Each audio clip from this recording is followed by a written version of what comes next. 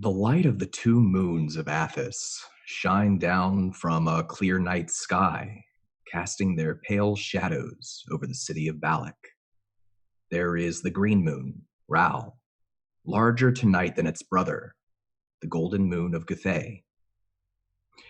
Perhaps a few of the remaining scholars in this dying world have an inkling of what lies on the surface of those celestial bodies, but if they do, it's a secret that they keep to themselves.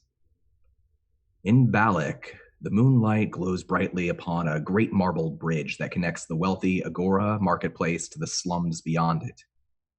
The shining bridge is as old as Ballack itself, and it stretches over a canal filled with silt. Standing tall and proud, looking over the intricately carved banister of the bridge, is Lord Caledon, the head of the great merchant house Tomblador. He is a handsome and young human, maybe in his early 30s. His fine green and gold robes flutter about with the cool night breeze as he waits. And he waits for long minutes, ignoring the occasional passerby staring up at the night sky, the two moons, Rao and Guthay. At last, a dwarven beggar approaches Lord Caledon timidly. They bow their head, spit out a few quiet words, and Lord Caledon doesn't spare the beggar a look until they hold an object up in one of their hands, a purple veil made of heavy cloth. Caledon looks down from the two moons to the veil and gently raises his hand to take it from the beggar.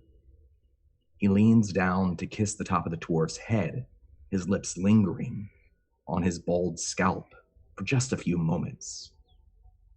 Then Caledon casually drops the veil over the bridge, letting the wind toss it about before it sinks down into the silt of the canal below. With that, the Lord leaves the beggar, leaves the bridge, disappears into the night. For a time, the beggar stands there, shaking, weeping openly. Slowly, they climb atop the rail of the shining bridge, their fists clenched, their teeth gritted, staring down at certain death below. And then, with a gust of wind, the beggar's body relaxes. Their sweaty palms open, and they take a deep breath. The dwarf whispers two words into the breeze. "Thank you." Then scurries back down the bridge, runs off as fast as they can towards the slums, like they were being chased by the devil.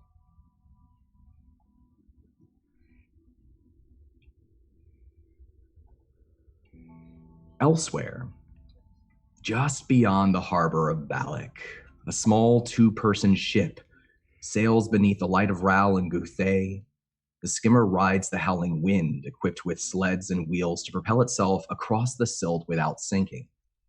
Beyond, up in the hills, lies Ballack, no longer gold and glimmering now that night has fallen. Ballack's gargantuan skyline is that of a pale ghost, lit by torches, lanterns, and moonlight. Aboard the ship are two survivors of an attack at sea by a terrible squid-like tentacled monstrosity. They do not know what became of the crew of the ship they escaped from, or if any others managed to escape at all. But here they are, close to Ballack. Christina and Cord, welcome back to Dark Sun.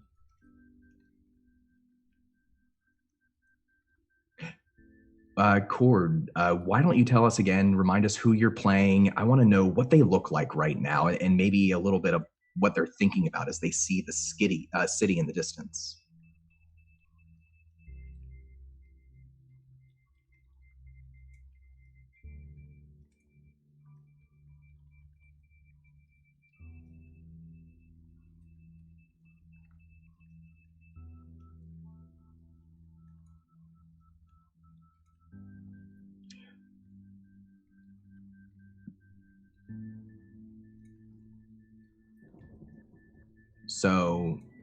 So I think we're fixing sound for a moment. We don't have sound for you for just a moment. So We'll have you introduce yourself again here in a second.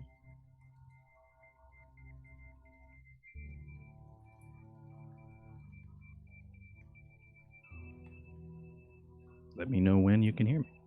I think you should be good now. All right, sorry about that. So Kronqual, hi everybody. I'm Mythomatic Record. I'm playing Kronqual, who is a turtle. He's got a dusty complexion or a skin tone, as well as he has dark tattoos of flames that come and from his joints, as well as like the creases of his neck and from the recesses of his shell. He is a turtle. He has a slate-colored shell. He stands about 6'5", and he has a walking stick with some sort of woven dream catcher towards the end of it. He, right now, is sailing towards what he knows is Ballack, some sort of foreign metropolis of some sort of civilization that he's never seen before. I think we see him in wonder and bewilderment as he is trying to make his way, as he tries to sail towards this city. He's very curious, excited, a little nervous, but I think he's more excited than anything. I think you see, as we get closer, his head is moving from side to side a little bit more. If his tail wagged, you'd see it wag here. I think he waddles in place with anticipation as they approach.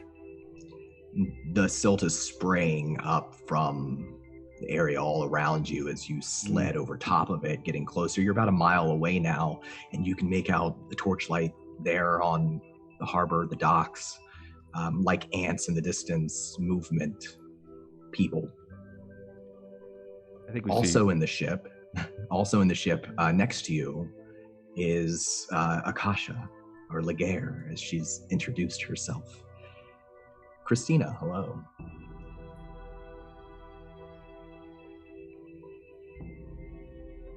I think you might be muted still.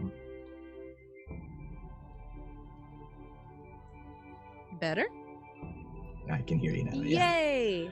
Okay. So tell us a little bit about what your character looks like right now, what they're doing. Say, only half an hour, or maybe 45 minutes the most has passed since escaping your other ship, your larger ship, and night has fallen. Yes, so I would say moderately disheveled, but very disheveled at this point. I've got tears in my purple and green gowns, and I've got little bits of silt all over my face, smudged in. And I'm holding my dolls very closely to my chest and making sure that they're all right after everything that we've just gone through. And she's kind of in her head just a little bit, which is where she always is. So. And just as with Kronqual, as you look up, you're able to see there in the distance, not far away, the harbor. It's busy. Maybe workers out there, other ships. You can see the torchlights moving, carried by individuals, and you're about a mile away now. I'm going to go ahead and say that for the both of you on this trip, you've had enough time to take a short rest if you want to spend any hit dice to recover lost hit points from the previous session. What I'm very interested to know is, what's the plan? How are you approaching the city? Are you attempting to try to get in unnoticed without making a big hubbub? What exactly? I think probably Kronqual, not knowing Ballack, wouldn't know what to expect, but Akasha certainly would. I think Kronqual I will just let the wind take me. Here. As he kind of points forward towards what he would assume is the docks in the harbor. Do you want to go ahead and spend hit dice? Do you want to heal at all? I rolled a 5. A 5. Yeah. Excellent. Spend one and just heal a little bit. right. And Christina, did you spend any hit dice during your travel? No. Okay. What is your plan for entering the city? Turtle. Cool. Yes. Turtle, you will come with us. Follow us. All right. Now. And lets go, I guess, of the skiff and just kind of looks at you eagerly. I know where we're going. You will follow us. Follow us. Follow us. Follow us. Very well. He's let goes of the sail, and then waddles behind you. Pick up the pace. We must go. We must go. All right. As he kind of just waddles in place. Are we going overboard here? Do we Follow us. swim now? And she steps out onto the shore. So both of you roll me perception checks here. You finally reach the docks and climb up onto the shore, which is half sand, half silt. It's unsteady beneath your feet, sliding. But you're able to climb up onto the docks here. The far end of the docks, we'll say. You'll have to cross them to get to an area of the city that's called the Maze. So you have the harbor district, and then beyond it, the Maze, this series of twisting slums that kind of open up to the rest of the city proper. Let me know what your perception checks were. Cool.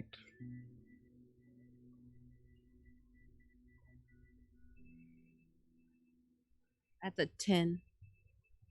Okay. So the dock, as you reach it, is filled with people, mostly dwarves, unpacking, unloading boxes from a much larger ship about halfway down the dock. Cronkwall, now that you're at the edge of this city, can see these towering structures. Some of them might only be 3 or 4 stories tall, but that's incredibly tall for a turtle. And then others farther away, you can just make out the lights from their windows and the lanterns, palaces, great structures that have been here for thousands of years. Everything rising up like a giant all around you. And then these dwarves just down this wooden dock, stomping around, dragging large boxes. And Akasha, you would notice that the ship that they're unloading from is one flying the flag of House Tomblador, one of the great merchant houses, not one of the 2 elvish merchant houses, but one that is ruled by a human family.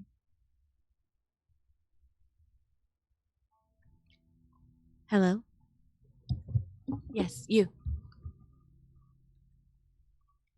One of the dwarves kind of stops and sets down. He has a smaller box, large for him, about the same girth as him, drops it on the dock and turns around and squints.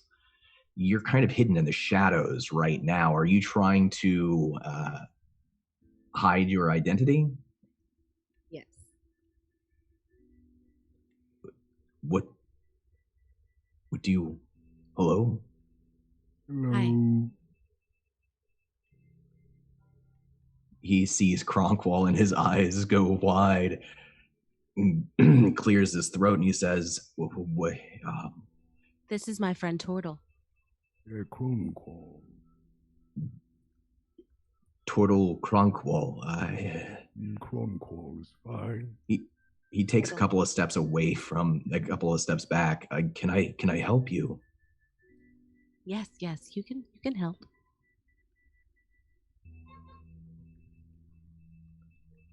And you can see a little bit of hesitation and then a little flash of bravery in his eyes. And he just kind of turns up his chin. All right, what do you need? Do you have money? Do you? No, that's why I asked you. I don't keep money on me when I'm working. It's not safe. Then how do you buy? I don't buy when I'm working.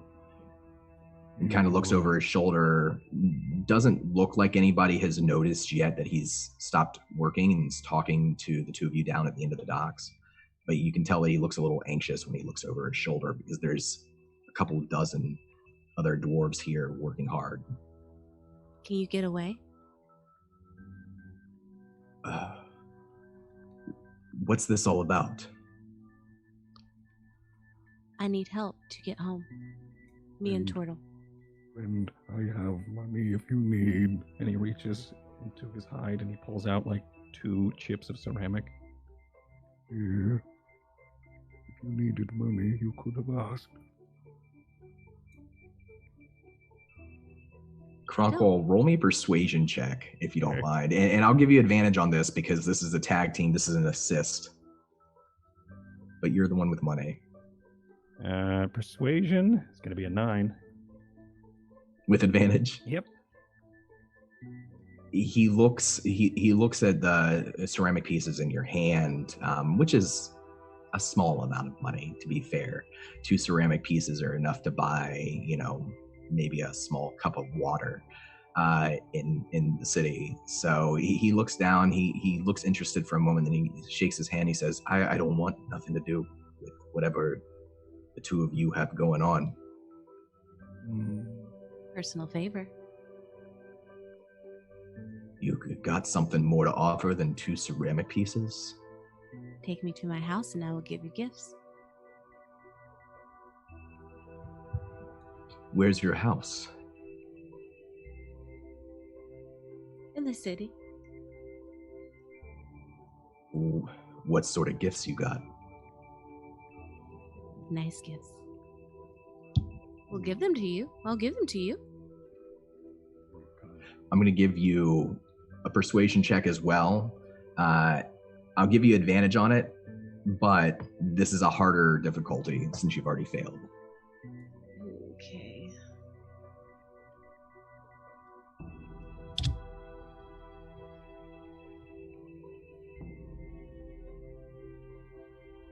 It's a 15. It's good enough. He says, kind of begrudgingly, finally, you better make this worth it. Come on, quiet now. I don't want them to notice I'm gone. He drags the box that's on the docks over. He kind of hefts it up so it doesn't scrape too loudly and sets it down. Looks around, climbs up on top of the box and up to a higher level of the docks up above. He waves over at you. Come on, quiet now. She pulls her hood down a little bit lower, so only the tops of her nose is out.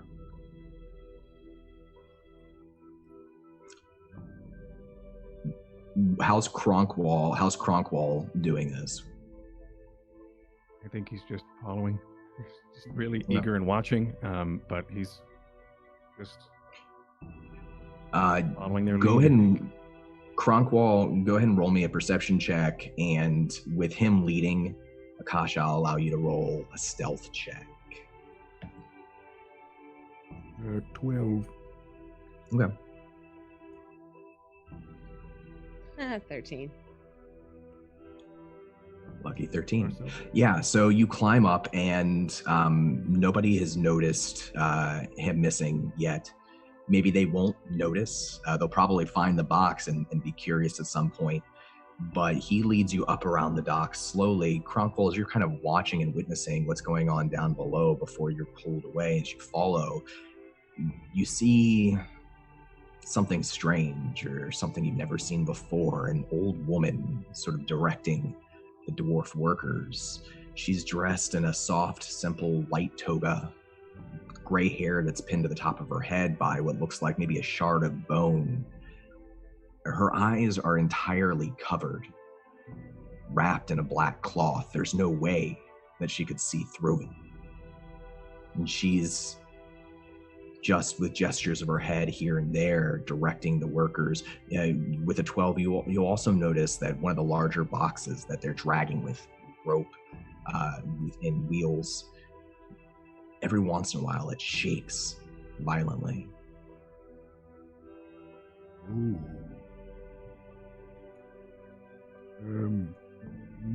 friend? He looks back over his shoulder, kind of scratches the side of his bald scalp. Then your hatch mother know you are missing. Not if I get back quick. There's plenty of other workers down there. Just, you better have something nice for me, for my family. That's all I'm saying. You have a family? Very nice, very nice. Of course I have a family. Don't you?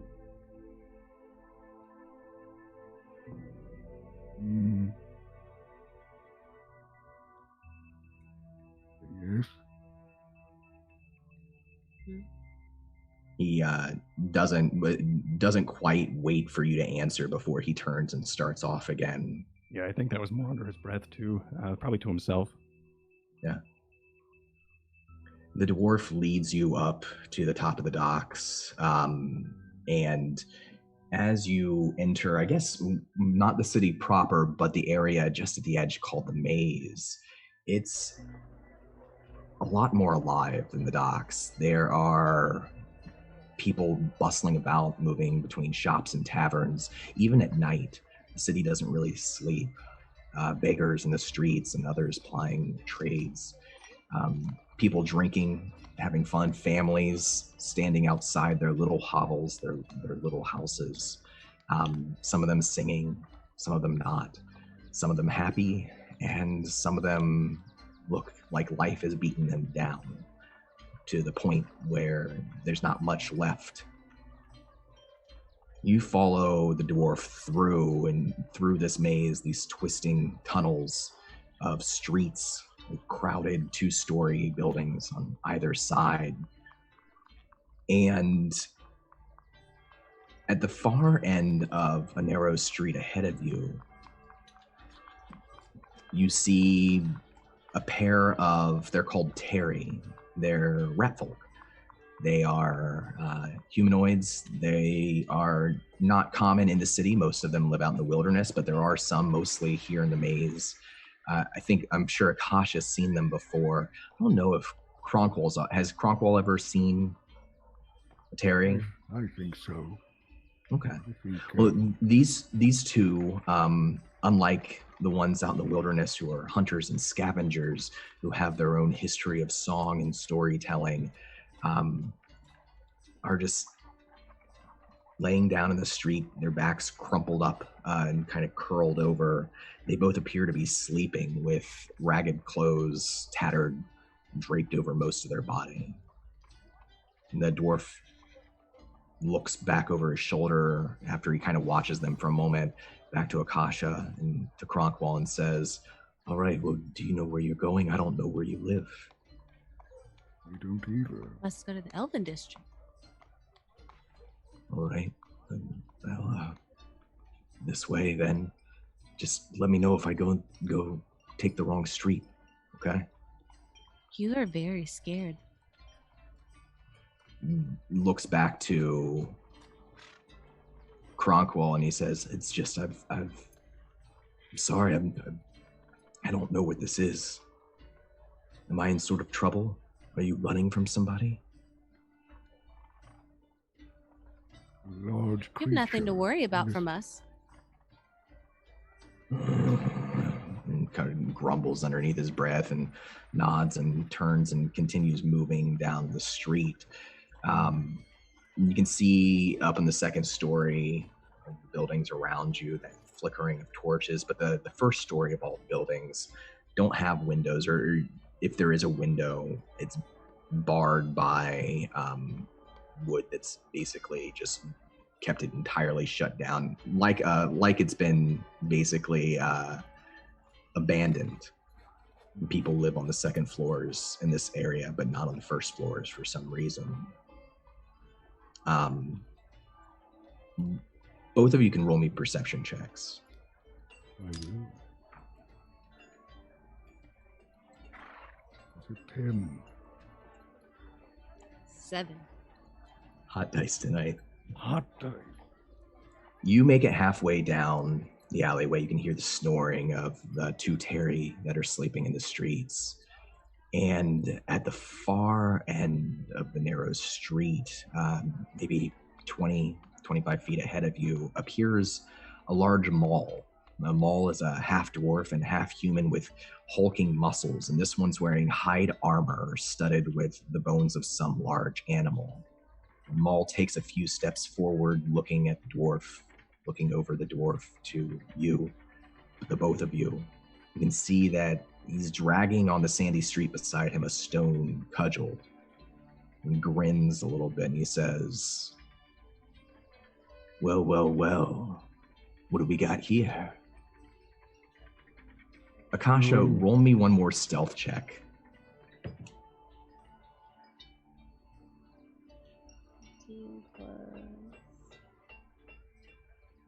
16. He's glancing at the two of you, but he's mostly looking at Cronkwall. Strange little thing you are, aren't you? Uncle. Cronkwall. Hello. Do you... And the dwarf at this point has flattened himself against the side of the building. He's just kind of made himself a little smaller. Do you, Cronkwall, fight? Do I fight? I protect. Protect? I bet they'd... And kind of looks back to Akasha. Is he your friend? This Cronkwall?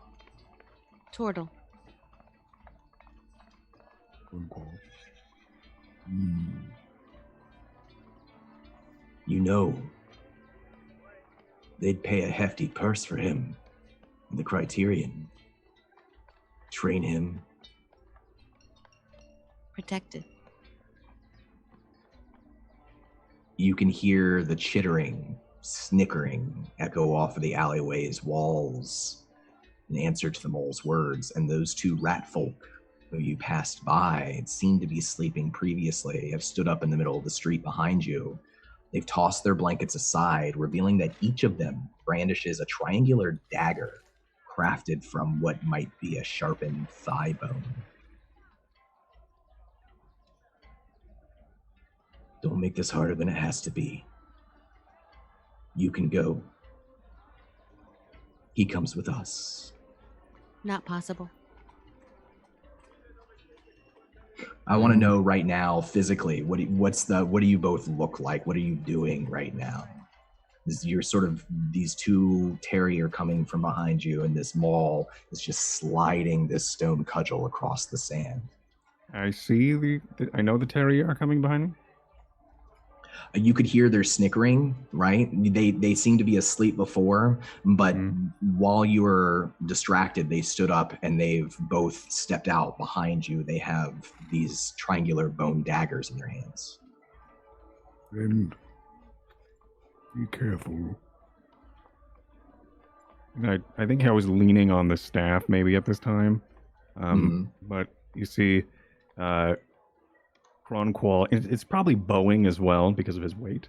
And you see he kind of adjusts his positioning, and then he straightens the staff in front of him underneath his chin again. But the staff is like this tall on him. So he draws like a line from where the staff's end was to right underneath his chin, and then you see his head just rest on top of the like elongate and just rest on top of the staff. And he closed his eyes and he goes, Be careful, friend. This may get ugly. as he kind of finds his relax His center. center in the way. The dwarf, during this like tense moment, has been pressed up against the back of the wall, and he turns and he bolts. He bolts back, not in the direction of the ball, but back in the direction of the docks. And the two Terrys step aside. One of them gives him a push as he runs by, not attacking, just a show of dominance. The dwarf stumbles a little bit down the street. He looks back over his shoulder towards Akasha and Kronkwall, and before he turns the corner, he just calls out, "I'm sorry." And then he's gone. What about Akasha? So I just need to make sure I'm reading this correctly. Did he set us up? I don't know. Well, I don't care who tell it. Big mistake. Big mistake. You say that, the Maul lifts the stone cudgel up, leans it back against his shoulder. The Terry snicker again, and a fourth figure, a human woman wearing dark clothes, a cloak made out of simple cloth with the hood pulled over her head, steps out from around the corner ahead of you, behind the Maul. So now there's a human, a Maul, and two Terry behind you. You can see in her hands, just slung over both of her shoulders, are these two knotted ropes. They're just held there. And she just is walking slowly towards you and only says one thing. Don't chip the shell. Might be valuable. I would suggest that you not do that. I will protect. I will protect. As the two of you state that you're going to protect, you ready yourselves, being closed in on both sides. We're actually going to move away from this scene for a minute. We're going to go elsewhere in Ballack.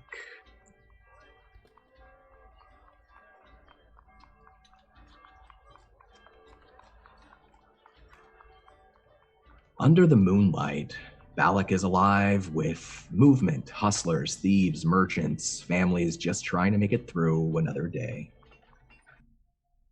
Somewhere in the maze beyond the harbor district, a ruined bell tower stretches up 3 stories, taller than the ramshackle buildings that surround it.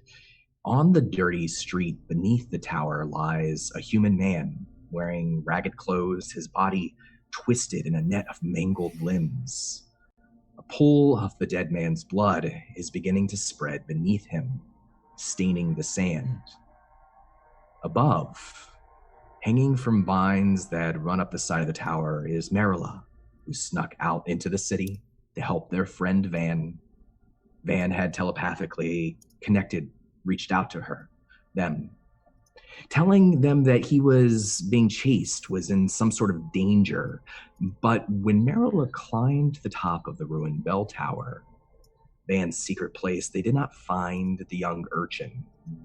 They found Ristar, praetor of the arena precinct, and a poor human at the top of the bell tower that they did not recognize. Sam and Toby, welcome back to Dark Sun. Thank you. Hi. Hi. Hi. So, Sam, why don't you remind us who you're playing and talk about what they saw from their perspective, what they saw at the top of the bell tower there, and maybe what they didn't see, and what they're doing right now as we return to this scene. Yes.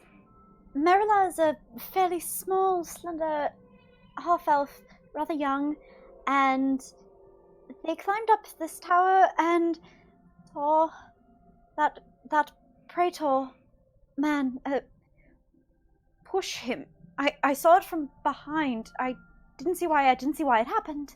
I didn't really hear much except that one motto that he said, and now I'm down climbing. I'm down climbing immediately. I'm down climbing right now before he might see me, because that praetor just murdered someone.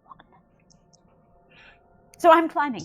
That's what I'm doing. I'm very climbing. I'm extremely climbing. You're very climbing. So are you climbing as fast as you can or as carefully and stealthily as you can?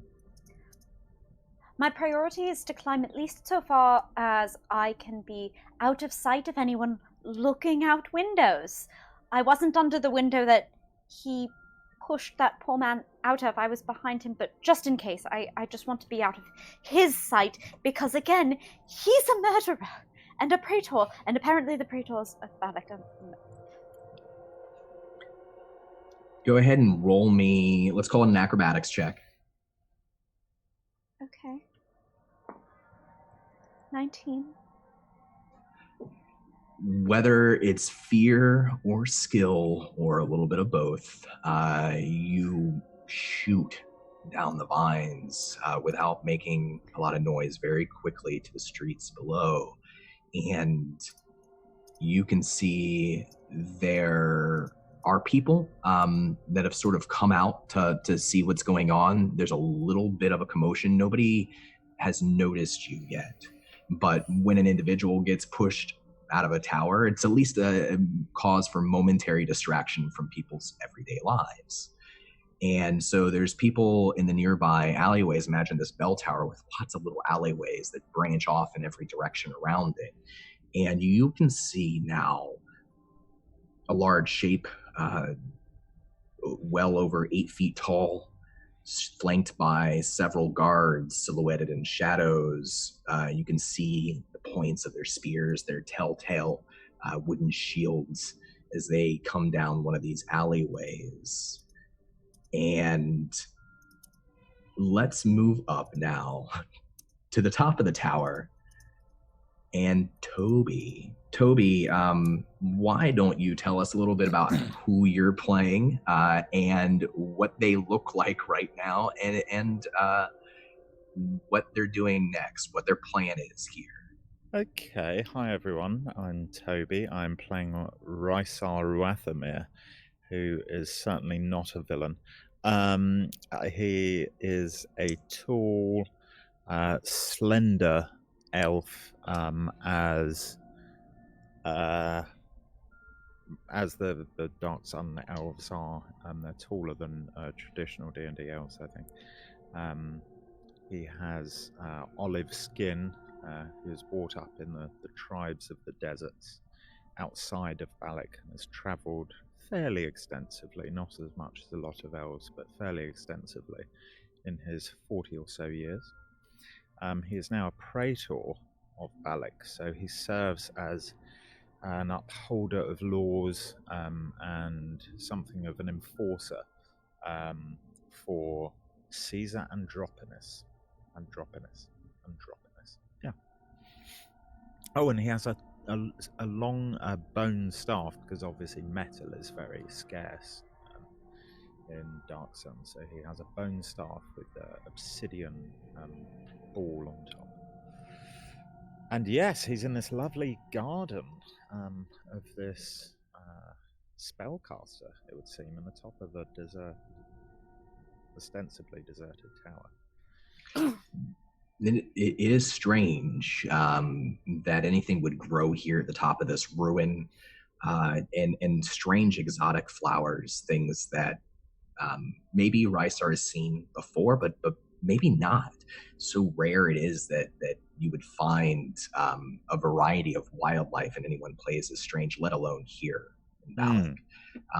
The cultivated villas of the wealthy, they have farmlands to an extent, but it takes a lot of work and a lot of workers to keep that going. And the fact that here, the top of this stone ruin, a young blonde-haired urchin has cultivated this little tiny green space is very, very strange.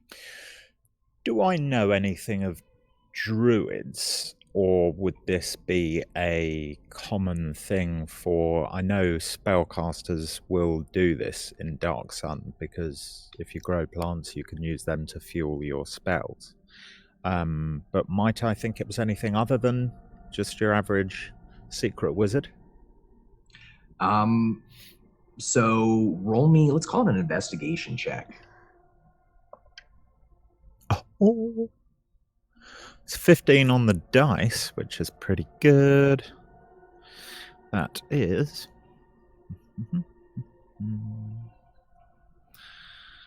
I've found my character stats this time, which is really helpful. An investigation check. Oh, that's a 19. All right. Yeah, so usually, because Ristar has had run-ins with defilers, and in Dark Sun, defilers are wizards who purposefully drain more life out of the planet to fuel their spells than they need to. They are hated, they're hunted, they are illegal in Ballack, and that's kind of what started this entire chase of this boy, was the accusation that dangerous magic had been used against a member of the wealthy class. You hunted the boy down, and he told you that it was a lie, that he was And just that was a defending patrician, himself. wasn't it? That A patrician, yes, yeah, a wealthy merchant. So you know that when defilers use their magic to drain the life from plants or animals, especially plant life, it usually leaves a ring of ash around the edge of the effect of the spell. It also tends to cause plants to wither and die. And what's strange about this place, unlike maybe other little green places cultivated by defilers, is that there's no sign of withering plants or dead plants. It's very well cared for. Everything here is still alive. Very well. I will snatch up anything that I see immediately that I think might be of use or valuable or incriminating or anything like that. And but my priority is to quite quickly get back downstairs again, back down to ground level. Say the boy has like a pile of clothes with a couple of corded bracelets just set out on top of the clothes. Not much in terms of belongings besides that. Anything else he probably has on his person, and you told him to go wait at your house for you. Well, in the alleyway around the corner. In the alleyway by the house, yeah. Yeah. And you can hear some commotion down below too. Okay. I will take the corded bracelets. Sound cool. And if there's any sort of, I don't know, I think that'll do, to be honest. Yeah, just the bracelets. All right. Yeah, and then I'll head down. You begin I'll to stuff descend them into my robes as well. Okay. And you begin to descend down the stone steps, the spiral steps down 3 stories. It's going to take you just a moment. Meanwhile, let's go back out to Marilla. Marilla, you're now at the bottom of this tower.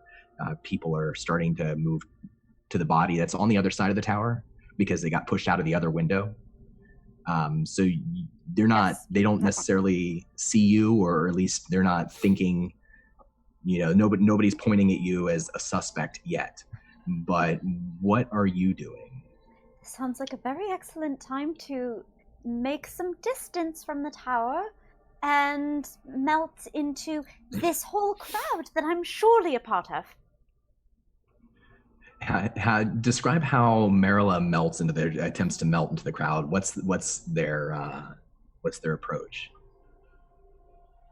They go really quite a ways away, better part of a block, what have you, and will pretend or sort of flirt with one of the shopkeeping booths, and then lose interest, circle back, and this time come in and see what all of the fuss is about.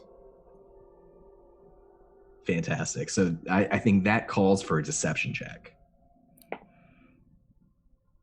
Natural 20. Oh. Snap. If you weren't late for supper, your unofficial father would be proud of the poise that you used to pull this off. Everything works out perfectly. Nobody, only pays you attention for not more than a moment at a time. Their focus is on what's happening around the tower. So you're able to lose yourself in the crowd, just one amongst the other onlookers. And what you see is a half giant wearing a toga, come out from one of the side streets, flanked by 3 guards, and just slowly approaching the body that's now in a pool of blood and looking up to the tower up above where the window's dark. And it's at this point that Ristar, you reach the bottom of the tower and are able to leave. Are you stepping right out onto the street? I am, provided there's no one standing there with like an axe behind the door or something. No. As a matter of fact, what you'll see is as you step out of the tower, you see Gulag. He's still wearing the half giant that you were sitting with at the Criterion earlier. He's one of the city's main gate guards, which makes him one of the most capable guards in the city. Mm-hmm. And he's a half giant. He's still wearing his grease-stained robes from before. He's got 3 guards with him that are wearing hide armor with wooden spears tipped with obsidian and wooden shields. And he's kneeling down, and with one hand, he sort of scooped up the back of the dead man's skull and is just sort of observing. And I think he would probably notice you step out of the tower and just kind of quirks an eyebrow at you. Gulag, you took your time, my dear boy, didn't you? Now look, I've got a number of things I need your help with. 1, this thing was a defiler. It attacked me. And I show him my robes, which have been burnt, and the wound I have in my side. Okay. Roll me. Okay. Let's start. Okay. I want to do. I can finish my spiel because there's loads more. Okay. Yeah. Good. Let's hear the whole thing. Okay. Secondly, I need you to send some men up into that tower. This defiler has a garden up there to fuel his foul magics. Also, I need the patrician who was attacked to give me audience, maybe on the morrow. And 4th and finally, we need to find out who won in the gladiatorial pit this evening, because I think you owe me some money, my friend. He grunts. Got it wrong. That's why I'm late. You owe me money.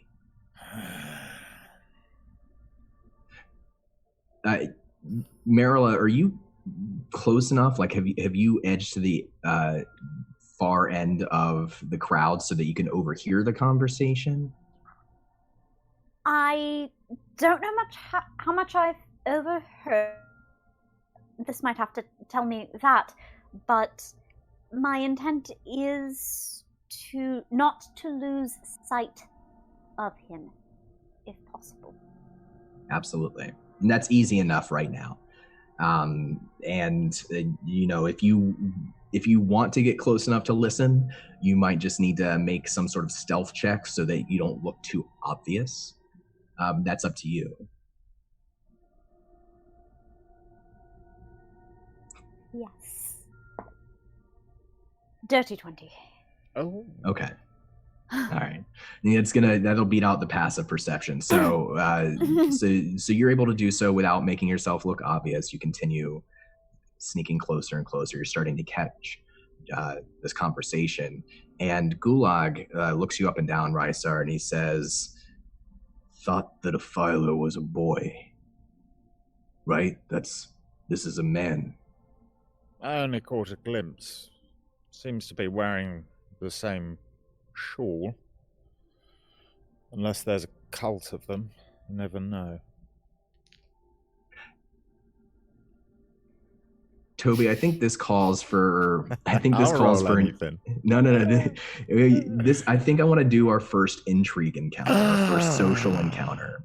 Oh, nice. So let me pop this up. I'll pop it up in your roll 20, so you have the rules ready to go. I've got it on my tablet. Oh, cool. Yeah. So for everybody watching, one of our homebrew systems, one of our homebrew rules involves social encounter systems. So like with combat, there are minor actions and major actions. Instead of hit points, you have poise, which is sort of a combination of your hit points for social encounters and your armor class for social encounters. So as you lose poise, it's like your armor class is going down at the same time. And let's go ahead and start this. I'm going to start with the intrigue for Gulag. Because he's listened. Yeah, I think he understands what you're saying, but there's some things that aren't quite adding up for him, at least in his mind so far. And so when we do this, Toby, what we'll do is you declare your actions, your minor action, your major action, doesn't matter the order. Roll the dice to determine the results, and then we role play it out, and then we switch turns. It's the next person's turn, just like in a combat encounter. Okay. So I think for Gulag, to begin with, as he's kneeling down by this corpse, he's still got the head of it in his large hand. He's going to use the observe action as his minor action. So this is an insight check.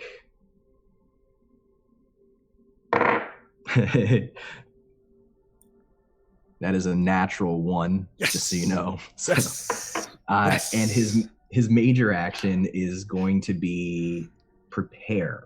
So observe is sort of when you want to watch a target and try to understand what they're attempting to do or catch them in a lie, maybe. Whereas prepare is sort of, I'm not doing anything yet. I'm not making an argument or lying or trying to convince you of anything yet, but I'm preparing to on the next turn. So with prepare, I make a saving throw. And that is a 20. So next turn, Gulag gets to add 5 to the result of one of his action rolls. So he just sort of holds the head in his hand, and he just sort of, after telling you that you owe him money, just kind of grunts again. But he's looking right at you, and he's got his eyes narrowed, and you've known Gulag long enough to know that he's a half giant, and he pretends to be dumb, but he's not. He's a clever guy. Yeah. Well, I think that I'm just always observing, unless I'm in the middle of political debate. And like we're ganging up or something. So I think I will also be observing as my bonus action. So I will roll an insight check. Go for it. Against DC 12.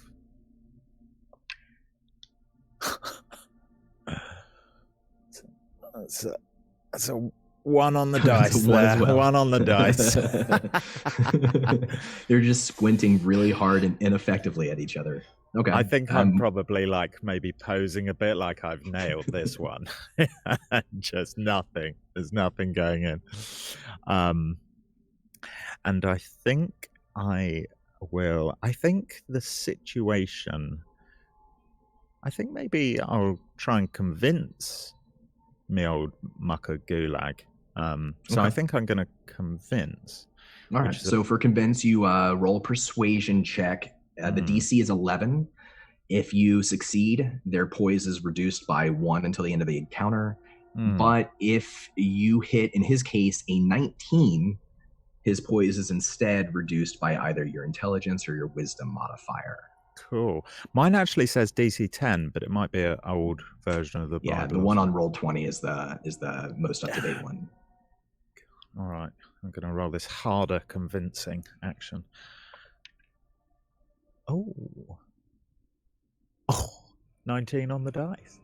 There you go. So what is so are you using intelligence or wisdom here? Intelligence. Okay. And what's your intelligence modifier? 4. So he will lose 4 poise. So go ahead and what are you convincing him? What are you doing here? This is the actual scene. Gulag, did you not hear what I said? I've just uncovered a defiler, possibly a cult, if your theory is correct. We absolutely must act right away. Do you have a question or something? Friends. Ballack, can I just check, Dom? What's the plural for civilians of Ballack? Ballacans. Ballacans. because I'm going to be saying this a lot. Exactly. Ballackans. I, Ristar Rathamir, praetor of the gladiatorial district, have just uncovered and put an end to this foul defiler. Gulag, will you please help?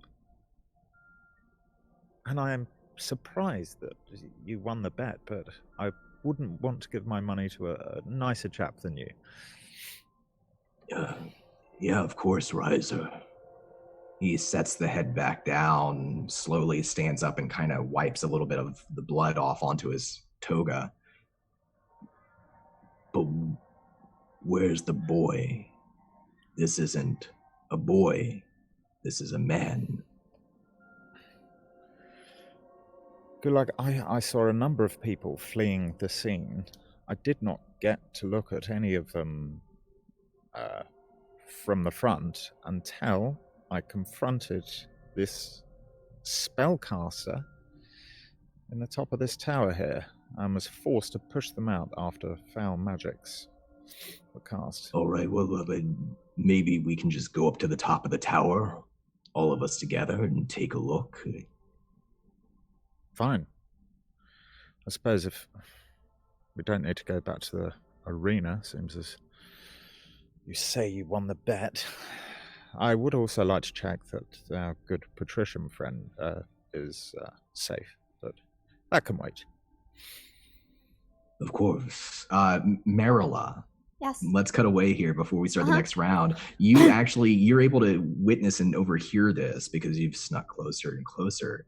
Is Marilla doing anything right now? If they start to move to the tower, what's their next move? Marilla is... Well, I'm already in trouble, is the truth. I've already missed supper, so my Lord Father will already be very cross with me, and, in for a... Well, yeah. So I'm going to... If I do see Ristar going inside, I'm going to wait. Because I want to tail him and see where he goes. I don't trust him. He's a murderer. I can't imagine why. Absolutely, okay. And you're able to do so. You've already locked down your place. You are a shadow, or at least a normal person that nobody else would pay a second thought Perfect. towards. That's ideal. And Gulag, he's starting to step away. He actually looks like right over your head, just kind of casting his gaze out towards the crowd, and then starts to move towards the door of the tower there, and he scratches the side of his face, and he's got this black beard that's covered in grease. He says, one more time, where I saw exactly what did you say happened from the last time I was with you? Will you run it all by me again one more time? Just so I have it straight in my head. And he's watching you as he asks. This is the observe action again. Yes. And I'm going to use his major action to do a fast talk. Oh. Okay. So his observe is an insight check. That's going to be a 12, which will not be high enough. But he's going to use his +5 from preparing last round on his fast talk. So fast talk, performance or deception check. I won't tell you which he's using, against DC 13, or if he can hit a DC of 22, then you lose extra poise. So when you take major actions, there's like a regular success and then like a strong success. So that will be a 21. What is your current poise? 9. 9? Okay. So that's actually not enough. That's not enough. He would have needed a 22. So you will lose 1 poise this round. Okay. But he does pose the question, asks you to tell him the entire story one more time. Now, am I right in thinking that I will have disadvantage, or is it changed so it's just +5 instead of disadvantage for observe his observe action on me from Oh, last he round? didn't succeed on his observe, so you're okay. Oh, You're great. okay there. Oh, yeah, we both were very unobservant of each other. Very unobservant. Trying okay, hard. cool. Yeah, so I mean, I think I'm probably gonna, because I've got no one to team up with. I'm gonna observe him and be sort of like, I'm thinking, hang on, maybe I didn't pick up on something last time. So I'm gonna do an observe for my bonus action again. So, oh, I don't think that's good. No, I got a 6. So that is not, just unobservant. I'm not really paying attention. I'm sort of like, oh, that looks nasty on the pavement. It does. Yeah.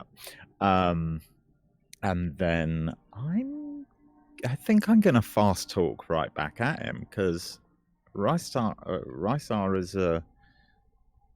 a fast talker.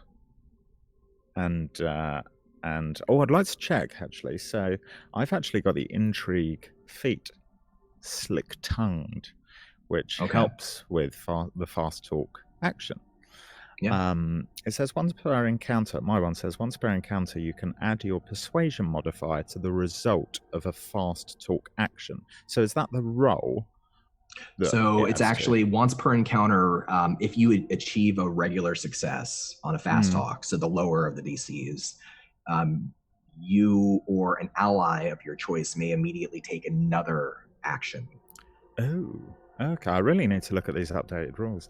Okay, well, I'll do that anyway. Okay, it's still really good. Cool. Okay, so go for it. So what's your response here? What's the fast talk? Oh, okay. So I think I'm just upping the pace of when he stops again. I'm like, Ballack, why are you stopping? I've just apprehended a foul spellcaster. We need action. This is no time for talk. Even though I'm talking, this is no time for talk. Come on, Gulag, pull it together.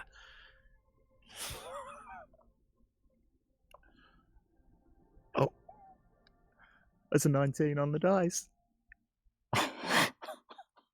So a 19 on the dice. I am adding to fast talk. Do I make a performance or deception check? Yeah.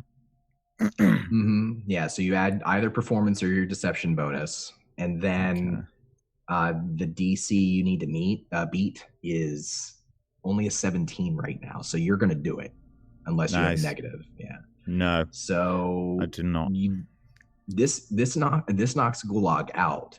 He's actually got the door open, and when you you completely ignore his request to tell you the story again in the exact same way you told it before, and you push him to do his job. And he shuts the door to the tower again, and just sort of looks over at you the side of his eye, and he says, all right, well then let's not waste time here. Just tell me where to go, what you need. I need this tower secured by at least one of your henchmen. We need to go and find that patrician, see if he's safe. And we need someone to clear this body away. And I want to sort of end the social encounter by giving him like a little pouch of 20 ceramic pieces, whatever the bet was, because we didn't actually say. Yeah, because he did win, or at least he said he did. He said he did. When a social encounter ends, whoever wins gets to sort of determine what the consequences are. In this case, you get exactly what you want. One of the guards, Gulag, orders to deal with the mess in the middle of the street. One of the guards stands guard at the ruins of the tower. And then Gulag crosses his arms over his chest and looks down at you, and he says, I can take this one and we can go look for that patrician. Don't know if we'll find him before morning, but I can ask around. That would be appreciated, Gulag. Your help is, as ever, very much appreciated. Thank you. He bounces the purse of ceramic pieces in his large hand and folds his hand over it, and he says, oh, it was a good day for me. Not this fella. walks No. over top of the body.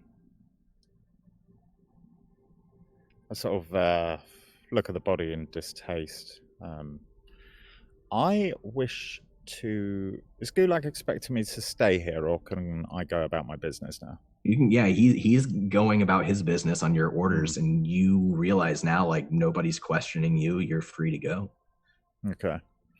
I say to whoever's going up the tower, be careful up there. There's been foul, defiling magics employed. Watch yourself. It's a young human woman who's the guard, and you can tell that she looks apprehensive and a little scared after you warn her of that. What's your name? Teresa. Teresa. Ristar Rathamir, Praetor. A pleasure to meet you. Just don't touch anything that looks like it could be magical. You'll be fine. Yes, my lord. Of course. I'll be careful. There's no traps or... I went up there and had a bit of a fisticuffs with the one up there, so you should be fine. She lets out a sigh and bows and climbs over the rubble and into the tower to go check it out. And you are free to go or do what you will. The crowd is starting to depart. Marilla, you're still like there at the edge of the crowd that's still watching, doing a good job of not being spotted or noticed. Trying. Good. I know that as the crowd disperses, I'll have to move a little farther away, perhaps get into the shadows or something, but I don't want to take my gaze off of Ristar Rathamir, Praetor of the Gladiatorial District. He's my only lead to find my friend. Ristar, what do you do next? As I'm sort of parting, I'm sort of saying to the crowd, I mean, for me, this is very much a PR job for my upcoming election. So I'm saying, do not fear, fellow Ballacans. This defiler will defile no more. God, I don't laugh though. And yeah, I am heading towards my home. I'm going a bit of a roundabout route. All right. Here's what I want. I want a performance check from you, Ristar. And Marilla, if your plan is to let him get to like just the edge of where you can keep track of him and then follow in the shadows, I guess a stealth check. Did you say performance or persuasion? Either one. I'm okay with. I could be okay with either one. Yeah. Okay. It's not going to be great because it's a 9 on the dice. 18. So that is 15. Okay. There are a couple people who applaud. It's kind of awkward applaud because there's only a few of them, and a few Just of doing the my others job. are just kind of like wave their hands and they duck back into their homes or start off down any of the number of the alleyways here, and you proceed down the street. What's your passive perception, Ristar? I don't think it's an 18, but certainly not. No. It is 13. Lucky for some. Okay. You are unaware that there is one who is following you in your roundabout. Oh, no, sorry, it's 18. No, I'm joking. I would have died. I would have expired. I would have no more. Around. As you go home in a roundabout way through the maze of streets back to the arena precinct, followed by Marilla, we're going to move away from this scene and we're going to go just a few blocks down the maze towards the Harbor District, where we left off our friends Akasha and Kronkwall.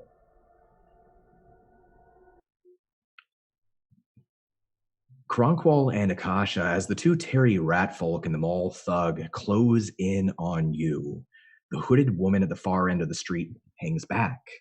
She begins to swing the two knotted ropes she wields around her shoulders in slow circles around her body, and you watch as both of those ropes ignite in a burst of flame, and they stay lit afterwards. She doesn't step towards you, but she's standing in the middle of the street in the direction of the Elven Market. This is an encounter. I am going to give Kronkwall and Akasha the initiative first. And let's start with Kronkwall, because Kronkwall, you described yourself as centering your will, right? And this is part of your psionic power. And so you're hyper aware of everything that's happening around you as these thugs move in closer with the woman at the end of the street. What do you do? I think Kronkwall is going to hold the action, and I would like to hold it until the line that I drew in the sand at my feet is crossed. And I would like to attack. But otherwise, he's defensive. Are you facing towards the mall, or are you turning around to the two Terry behind you? Not turning around to the Terry behind. Okay. Let's go to Akasha. Akasha, what do you do? Probably not what you want me to. You'll face an untimely demise if my life for the turtles is compromised. My life is protected, an attack would be reckless.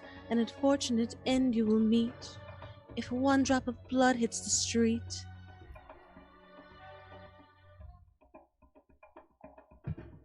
Amazing. And what is that? What is that? That's what we call a warning.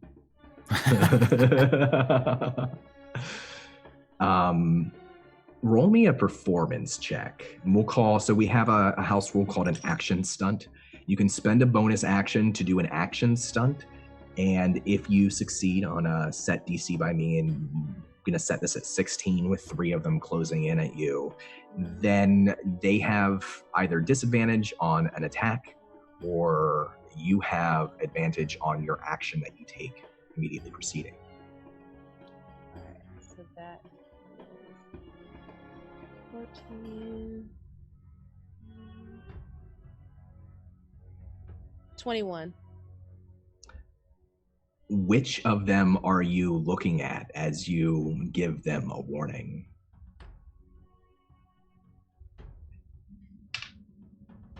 We are looking directly at the Lady of Fire.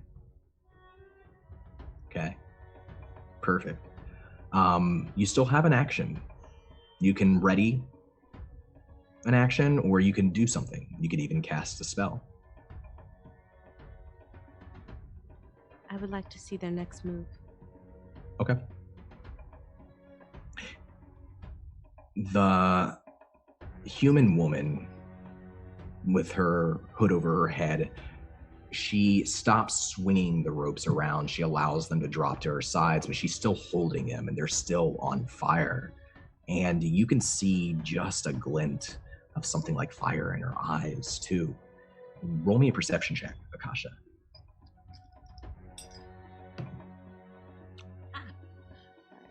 Perception. That's a 19 plus 21. You see just the glow of fire from the rope that she's holding. And you can see it on her face, which was hidden before beneath the hood.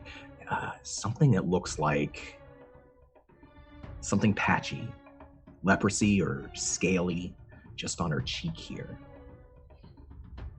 A moment later, the two Terry jump, both of them leaping towards Akasha, because Akasha doesn't have a shell on her back. They're jumping towards you to stab with their bone daggers. If you want to do something in reaction with your held action, you can. I would like to drop my hood. And then you can take it from there, sir. Yeah.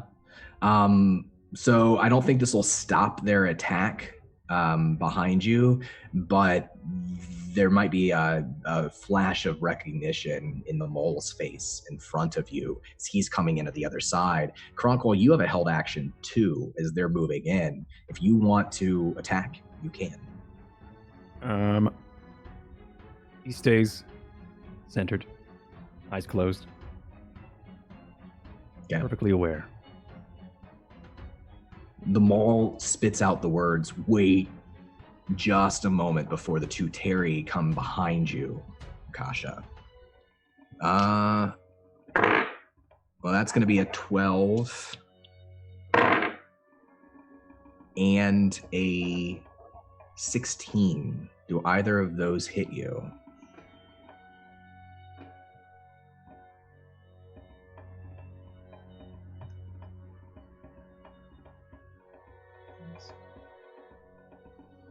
You said what was it? A 12 and a 16. Those both hit. They both hit? Okay.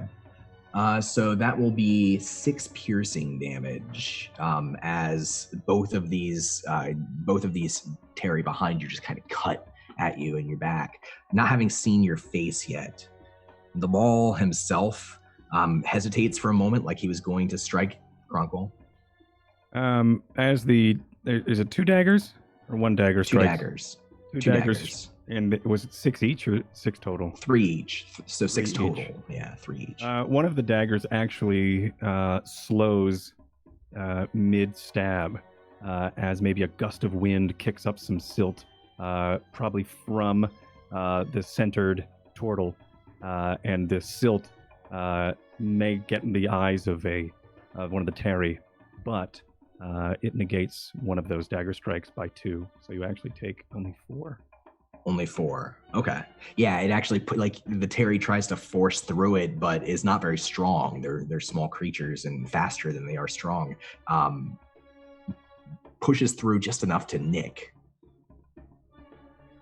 The Maul himself, after hesitating for a moment, he turns not to attack Kasha, but turns on the turtle and dives as though to not attack you, but grapple you, try to wrestle you to the ground with an opposed athletics check, Cronkwall. Opposed athletics. Okay. That's not going to be great. That's a natural 20, my friend. So on a natural 20, what happens here is he's a large maul, very strong. He drops the cudgel to the ground and dives at you. What happens?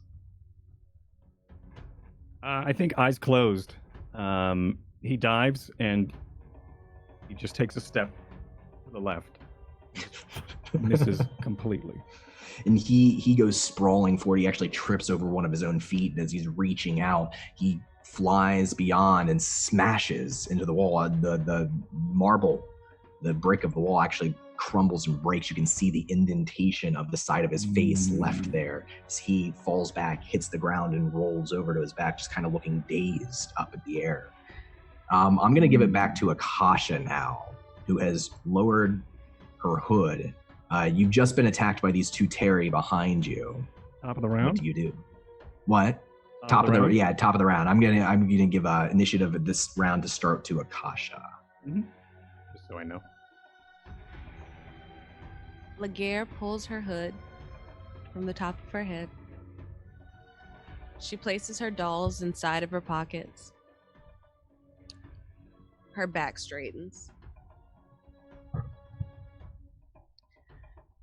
I believe that it would be in your best interest to stop while you're ahead, and you are already far behind. We will protect. How does Yes. Cronkwall? Has Cronkwall noticed the hood being removed, the change? Is that something that he would pick up on? That is not something he'd pick up on. Okay. I think he's still centered in defensive mode. This is what he does. He protects. Oh. Okay, Akasha. I do believe that if you act now in any way that harms myself or my traveling companion, you will have to answer to House Sereno, of which I am the daughter and granddaughter of Atlas of House Sereno. So please choose your next moves wisely if you'd like to keep your lives beyond this day. Roll me an intimidation check. I will protect.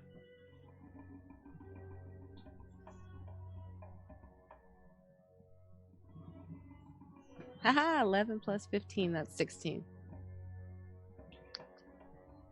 I think especially because there's already that moment between you and whomever this woman is at the end of the street. The fire on the ropes go out. They douse. She smiles a little bit at you, clicks the side of her mouth, and then turns and begins to run off in the opposite direction. The Terry also turn and run in the other direction towards the docks. The Maul stands up slowly from the ground, looking unsure as to whether or not he's going to dive for his cudgel. You dropped the cudgel? What? He dropped the cudgel?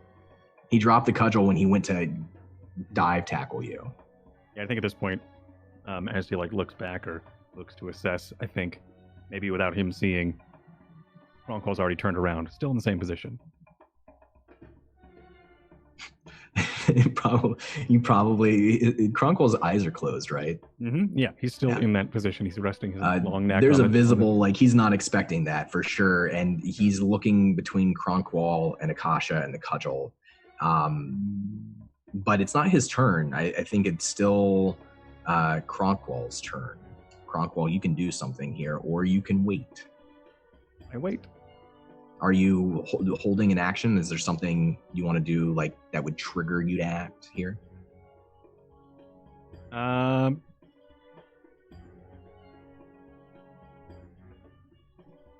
think if there is danger, he will. If he is attacked, or if anything attacks him, I will react. Okay. The Maul is the only one that stayed behind that didn't heed Akasha's words. And the Maul, looking around for a second, looks to you, Akasha, and he says, "Oh, Sereno, I bet they'd pay a pretty penny for you. Daughter." And he goes and dives for the cudgel. Kronkwall, you can attack him if you like. He has to go past you. Okay, I will swing. Okay, go for it. That is 15. That's a hit versus the Maul. Sweet. Hold. Okay.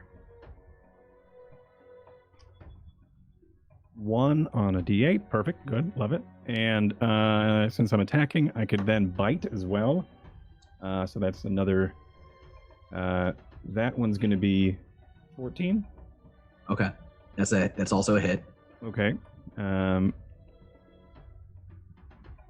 is a 1 again, and that's going to be 3. So a total of 4.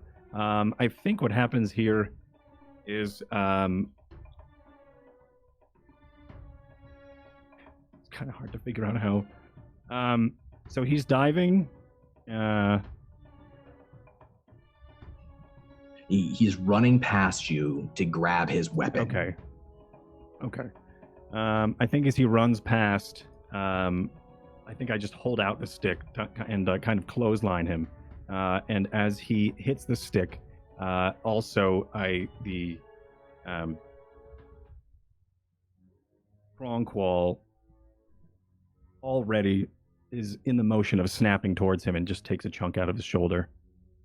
You described this last week as like a snapping turtle Yeah, kind it's of a thing, snapping right? turtle's Yeah, jaw. which I Yeah, so love. he, Okay. yeah, so as a reaction, or when I make an attack that hits, I could then, as a bonus action, snap my jaws for a D4 plus strength. So, I think So you hit him in the leg, you almost trip him, you take a chunk out of his arm, he growls, lifts up that heavy stone cudgel in both hands and just swings his entire body around. He's focusing on you, Kronkwall, at the moment, because you attacked him and because, well, for reasons. It's going to be a 17 and an 11. My armor class is 17 and 11. Okay.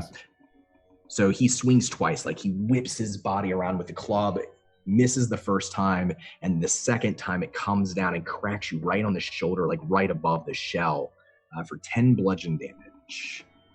And bludgeon. All right. That's his turn. I'm gonna give it back to Akasha again.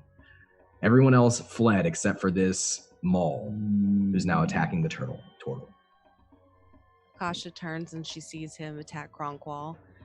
And at that moment, you see her body start to tremble and just a wave go out from her body as she says, "Always forward, never back." And she casts Thunderwave.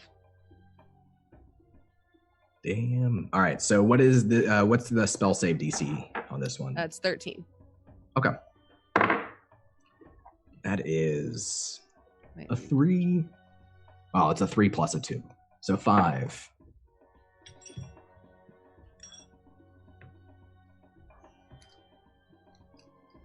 That is 11 damage. All right. And so That is 11 thunder damage. As this wave of sound and air ride off of you, it actually throws them all back up against the wall for 11 thunder damage. And he's looking pretty bad. He's caught his face in the wall twice. There's some blood pouring down the side of his face, kind of getting in his mouth. One of his eyes is swollen shut. And you're not sure if he's staying or going yet, but he's pushing himself off of the wall. Anything else on your turn? I would like to turn to Kronkwall. And let's see. Do I have to touch him for this? I don't know if I have to touch him for it. I'd like to walk over to Kronkwall and pat him twice on the shell and use Healing Word. Absolutely.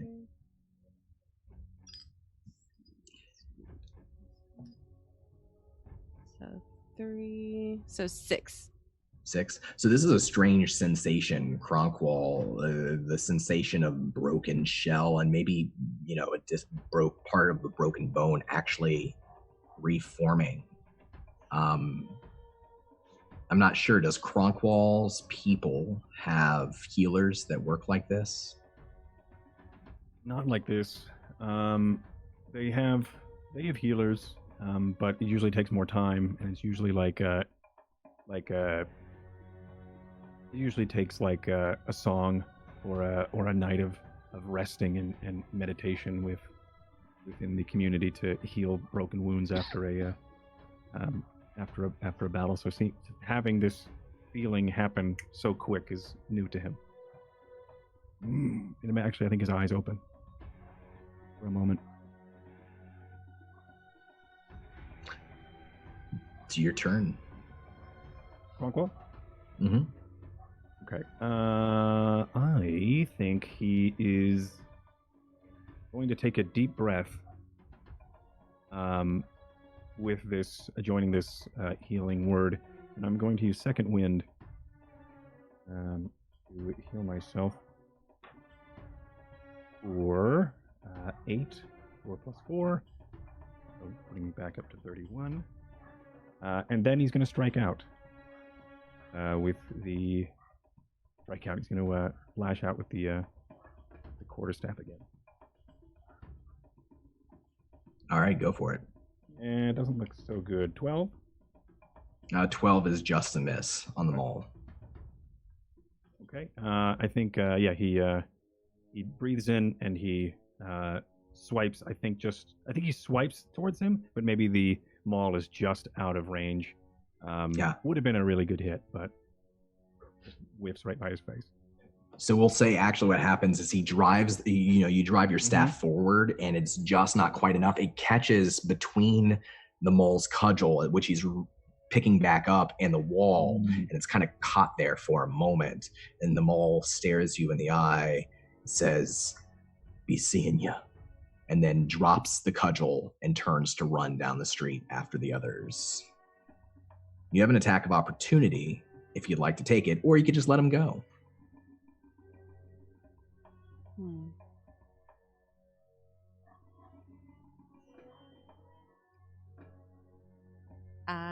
It's my turn. So it's the mole's turn and he's running away. You can attack him as he runs, or you can let him disappear into the maze, into the streets. Both of you have this opportunity. Use telekinetic hand and grab his ankle. Yeah, sure. Why not? Okay. So as he's running, I just want to, like, as he runs, I think, close my eyes, and then he just trips. And I want to say, "You scratched my shell." And then walk slowly towards him. What's Akasha do? So he's pulling him back with. It's like all of a sudden he just trips. That's all you see. Yeah. But he's running and all of a sudden it's like his back leg kicks up behind him and he face plants into the sand, into the street.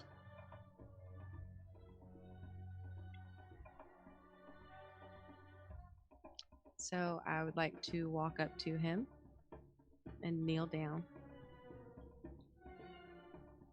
And I'd like to get close to his ear. And I'd like to pull my dolls back out. No one must know. No one must know. No one must know. No one must know. And I stab him with my longbow in the throat. Yeah. There is panic in his eyes. Any bravado from before disappears. As he's tripped suddenly, inexplicably, the two of you come up. It's the dolls that really put him over the edge. And it's terror in his eyes. I think, Kronkwall, you see that terror in his eyes too, a moment before your blade slips into his throat. A gurgle, a cough of blood. His eyes roll into the back of his head. And there, beneath the two moons of Athas, Raoul and Guthay, we're going to go to break. Greetings, adventurers. Today we're excited to introduce you to a new story, Dark Dice, a horror podcast that blurs the line between actual play and audio drama, where the story is determined by the roll of the dice. 6 adventurers embark on a journey into the ruinous domain of the Nameless God. They will never be the same again. One of the players is not what they seem after a doppelganger, a creature that can assume the form and voice of whatever it kills, infiltrates the team. As the players are picked off and replaced one at a time, can they figure out who the monster is before it's too late? Can you? In addition to a full-blown fantasy soundtrack with over 30 live medieval instruments and a 40-person choir, sound effects further enhance the story. Here's a quick example of what that sounds like. The shambler with the jar of liquid inside of him. Soren Arkwright let loose an arrow that cracked the glass, passing through the spine of the creature. The shambler still managed to maintain its forward momentum, but stumbled as it eagerly tried to bite and swipe at Soren, landing near his feet. As Rowena struck the shambling creature near Soren, she shattered the canister in its stomach, sending its liquid contents spilling to the ground. With a rush of liquid, the small fetus fell too, twitching and moving toward Rowena. I am gonna punt you! Rowena launched the fetus into the mouth of the mimic with a kick. So if you dare, gamble your sanity and subscribe to Dark Dice however you listen to podcasts, or on Spotify. Dark Dice can also be streamed at darkdicepod.com. Ever since I was a child, I had to grow up on the streets, wrestling alley bears for food and fighting guards for my own freedom. It was in those streets that I knew I couldn't trust anyone but myself. The only thing for sure was that I had to find the monsters who put me there, to exact my revenge, and finally put my restless hunger for blood at ease. So is that why you're standing in the corner of a tavern conspicuously? That's something deeply mysterious and intriguing for you to find out, but I doubt you'd understand all the pain and suffering I've had to endure to— Alright then, I'll see you later. Wait, no, you were supposed to be deeply interested and ask me more about my backstory.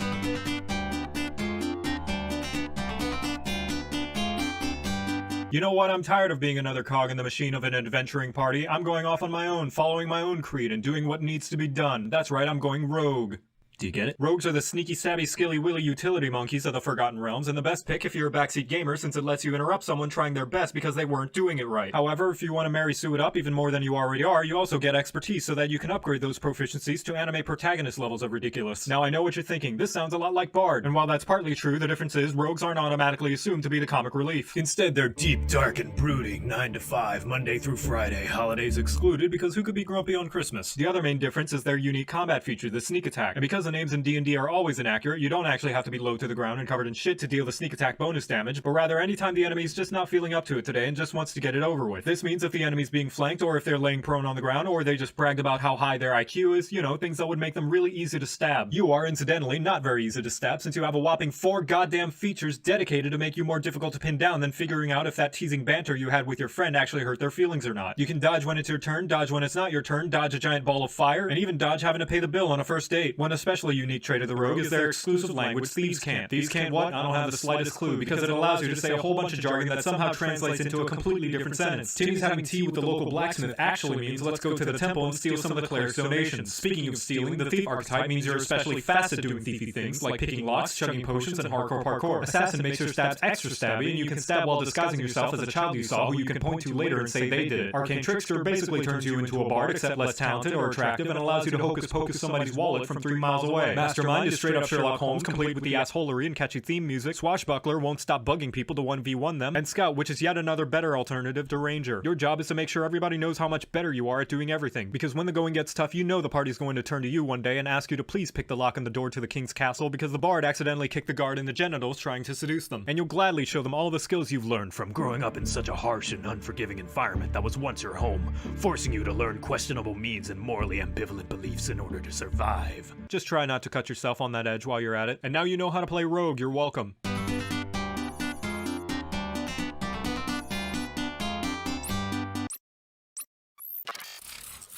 Hi, I'm Sam from Black Cats Gaming. We're a tabletop role-playing game company based in England, and we're kickstarting our first game, The Spy Game, which is a modern 5e action espionage RPG. In The Spy Game, you get to peer behind the curtain of society into the world of the agencies and take your place as a world-class spy.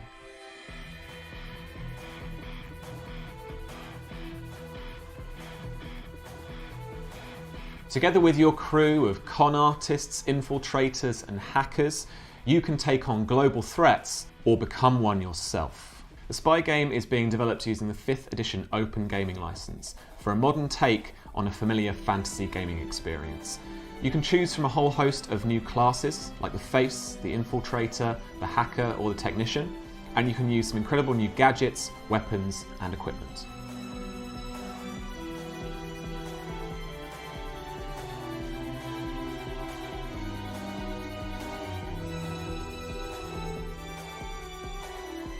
The Quick Start Guide is available now on drivethrurpg.com. We've almost finished our alpha version of the game, and we plan to release the beta version of the game to backers as soon as the Kickstarter is over, so that the whole community can get involved and influence the development of the final game. We're starting the production of this game from the ground up, so please lend us your support and follow the Black Cats into a world of international espionage and adventure.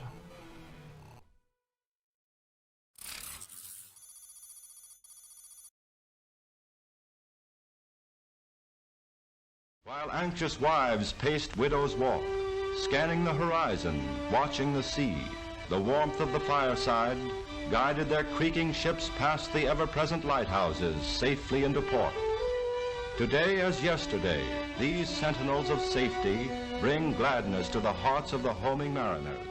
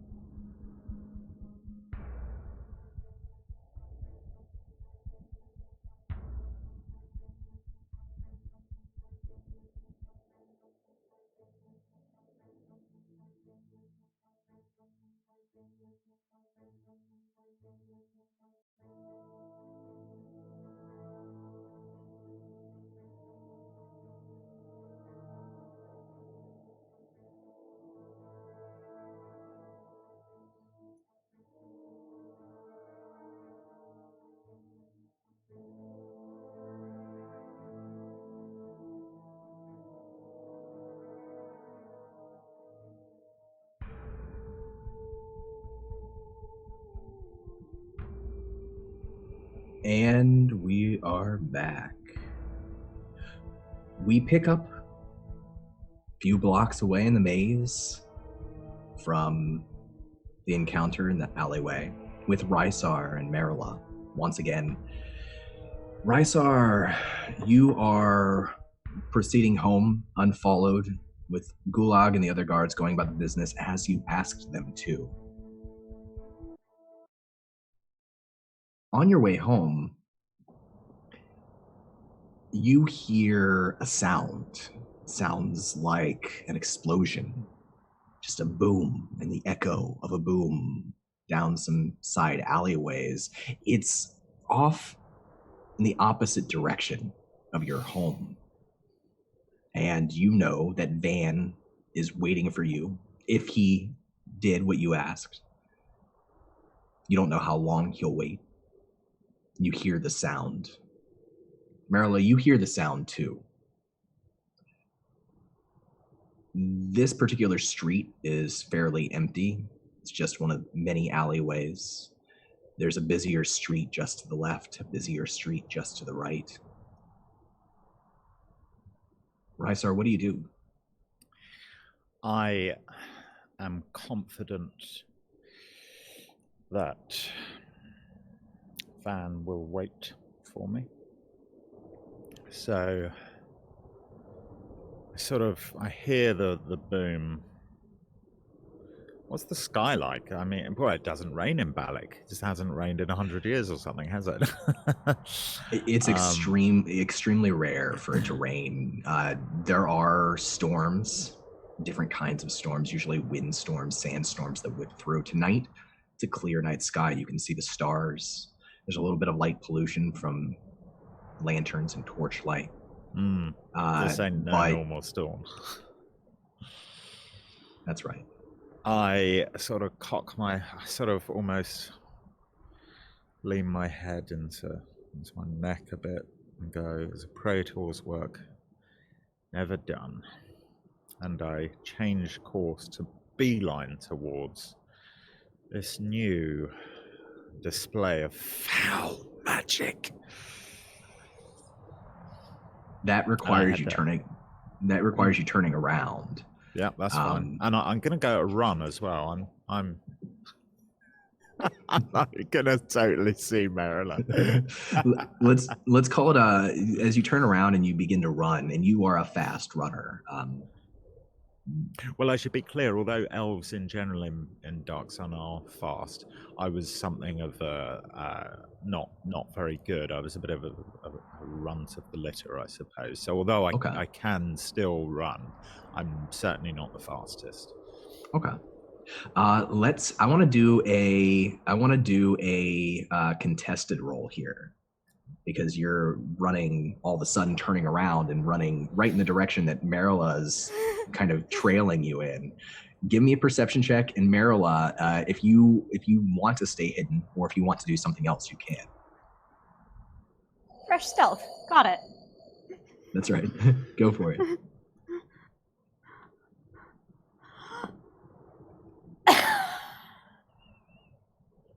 All right, on the count of 3.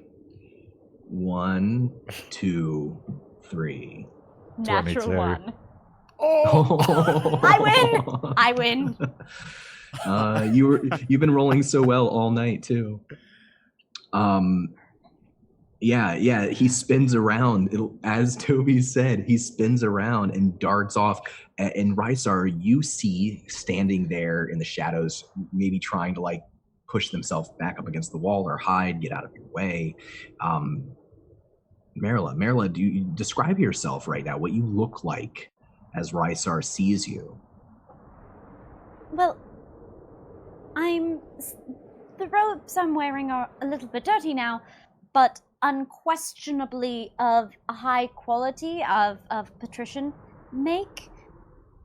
The sigil of my house is going to be visible on my pin, that of House Akatia.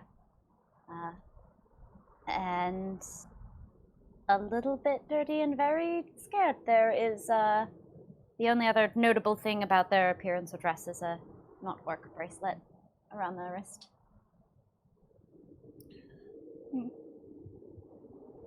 Ristar is startled because its night has fallen. Elves have the dark vision, I believe, in Dark Sun still. But, you know, bad things can happen at night in alleyways in Ballack. So, and I'm on my own. I don't have my guards. So I think Ristar is startled. Because also I'm sort of like, oh, magic. And then, yeah, this shadow is just, oh, that's a person. So I think I will, as quickly as my 14 decks. As quickly as my 14 dexterity will allow, put my obsidian dagger into my hand. And sort of stop and sort of get in a defensive pose straight away and say, what do you want? Huh? Please, sir, do you know the way to the Villa District? I've gotten Don't lie terribly to me. lost. You are... it's obviously a lie. It's obviously... Do you want me to roll or something? Or like... Yeah, let's do... There's a noble in an alleyway. Let's do deception. Let's do deception. Let's do deception versus insight. And we'll do... On the count of 3. 1, 2, 3. Natural 20. 1.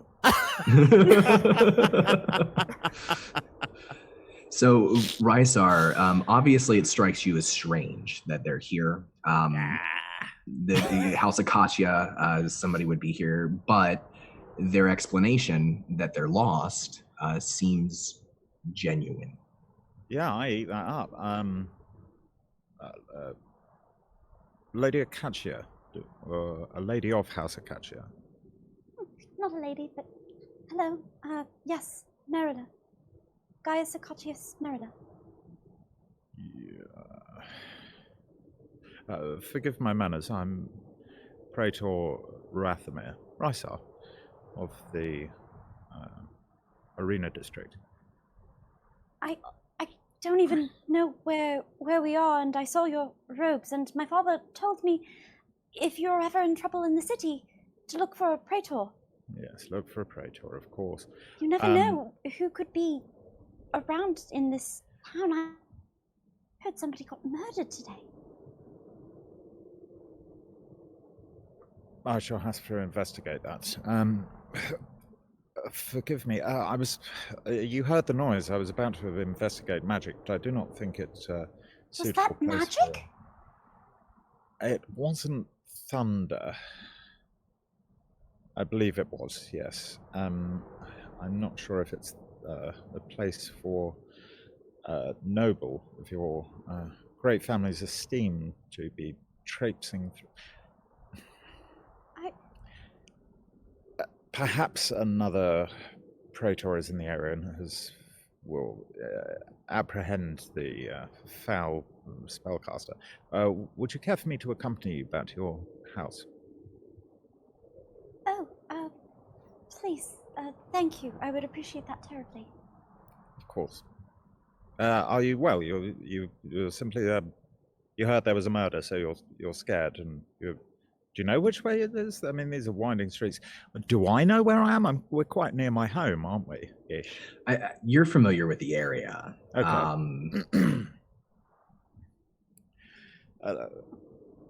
Yes, my lady. This certainly isn't the district to be out without a guard. I'm only new to the Ballack city proper. I've mostly been on my father's country estate. I wanted to go exploring. Of course.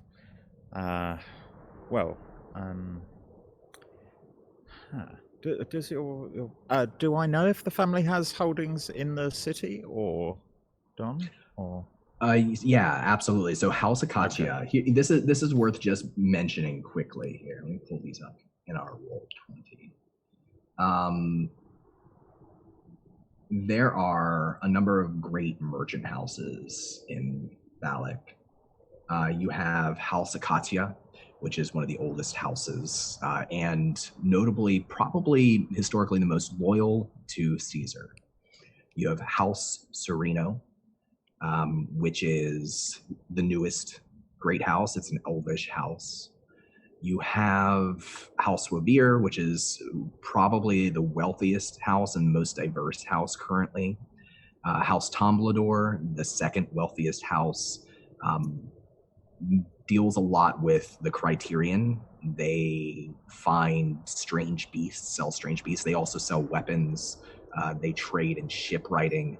And then House Jarko, which is the house that basically is in charge of training performers, bards, actors, playwrights, poets, and also training and managing the Criterion and its gladiators. They're the entertainment house. So House Acacia is one of the greatest houses. They have an estate in the Villa District on the far side of the city, the exact opposite end of the city of where you live and of the maze where you heard the sound. Forgive me, your most esteemed personage. But I'm at a quandary. A spellcaster is loose, and the citizens of Ballack could be in danger. Might I? And of course, I am absolutely at your disposal to accompany you back to your house immediately. Would you possibly be able to wait 5 minutes? I could go and investigate. You could stand at a safe distance, and I could try and protect our fellow citizens of Ballack. Of course, I would hate to interfere in the terribly important duties of a praetor. Whatever I could do. What was your name, sorry? Merula. Merula, a pleasure. Acotius Merula. Dias Acotius Merula. The pleasure is mine. Very well. If I think I shall go first, if that's okay with you. Of course. Oh, and you notice, by the way, Merila, that Ristar has a sort of wound in his stomach, and there's a sort of burn mark in the robes where the wound is. Don, I go towards the boom. All right. I follow. So I want to do, we haven't done a lot of these yet, but I want to do one right now. So as you're running through the dark streets and Marilla, you're following behind Ristar. I just want to spotlight on, you can share as much or as little as you like, Sam. I want to spotlight on what Marilla is thinking or feeling right now as they follow. I'm trying to keep him in my sights. I'm trying to find... I know he's connected somehow to why my friend Van is missing, but I don't know exactly how, and I think if I follow him enough, I will understand. And, well, so far, he seems to believe that I'm a hapless patrician. So much to the better. And at the end of the street, a little further down the street, Risar, what is Risar thinking or feeling right now? How peculiar, finding a noble in a dark alleyway, in the very same one that I was in. Very strange night. I think Risar is probably after what he sees as a successful PR stunt on the election campaign, at the expense of a poor hapless bystander, is probably a bit full of himself and thinks, oh, sure, that's perfectly natural that a noble would seek the protection of a praetor. So yeah, is buying that, and is quite shocked that there's been an very audible spell cast a few blocks away, because He's already encountered one magic user today, and now it's a second one. So could be a bumper crop for voting season, couldn't it? Very, very different thoughts going on in the two of your minds as you're running down the streets. As you turn the corner and run straight down this long street past individuals who are just going about their nightly business. Sorry to interrupt. I just want to say Yeah. I'm sheathing my dagger as well as I run along. Okay. People notice you, especially you, Ristar, dressed as a praetor. They make way. Nobody in Maze wants to mess with a praetor. Praetors come in here, they take people, they're never seen again. They deal out justice harshly, and the commoner's view often is that it's not always warranted, that there's ulterior motives. There's not a lot of trust, but there's a lot of fear. And as you're running down the street towards this sound, I'm going to cut back now to Akasha and Kronkwall. In Kronkwall, you witness Akasha murder this mall. Run her blade into his neck. Blood spills out on the ground. His body convulses for a moment, and then he's still. It's just the two of you there with a dead mole in this little alleyway. He was expendable.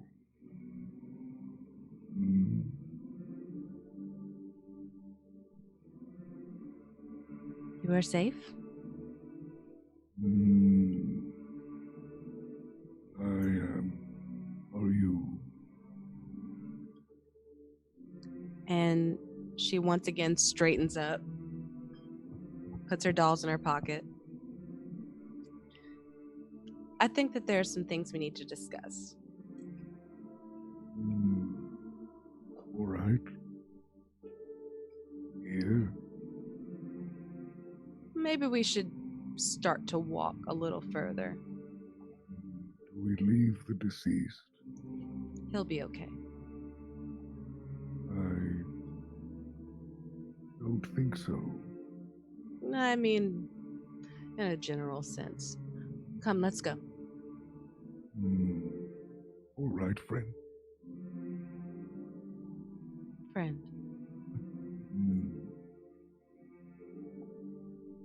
You all right? And instead of calling him Tortle, as she does Laguerre,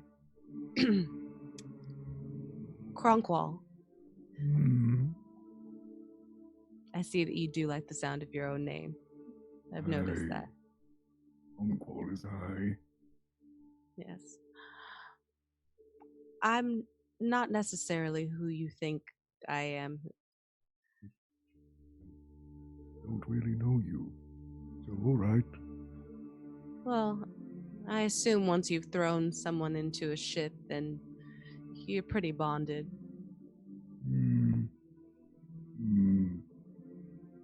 The edges of death bring us together.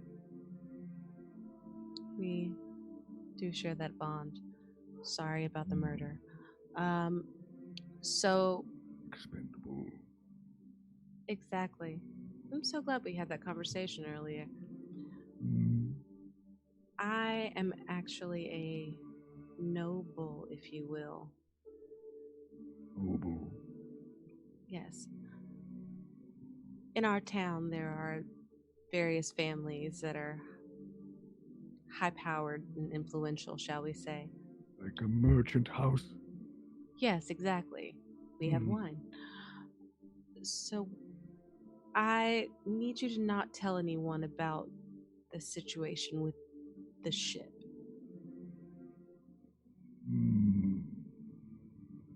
As friends, of course. All right. Yes. You just need to not let anyone know that I was there. I wasn't there. It was Laguerre. I can be there. Kronkwall. Kronkwall. Yes. I can be there on the ship. Or I could be secret about that as well. We'll keep that secret. Let's just say we met on the shore. Get on the shore. All right. Come with Where me, to friend. now? Yes. All right. As he waddles and follows. Akasha, you leave the body there in the street. Mm-hmm. What direction do you head? The opposite direction, towards Ristar and Marilla. I don't know that.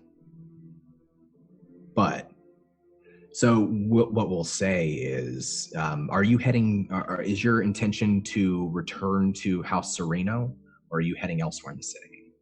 My intention is to take him to Laguerre's hovel in the Elven district to drop him there and then go to my house. Perfect.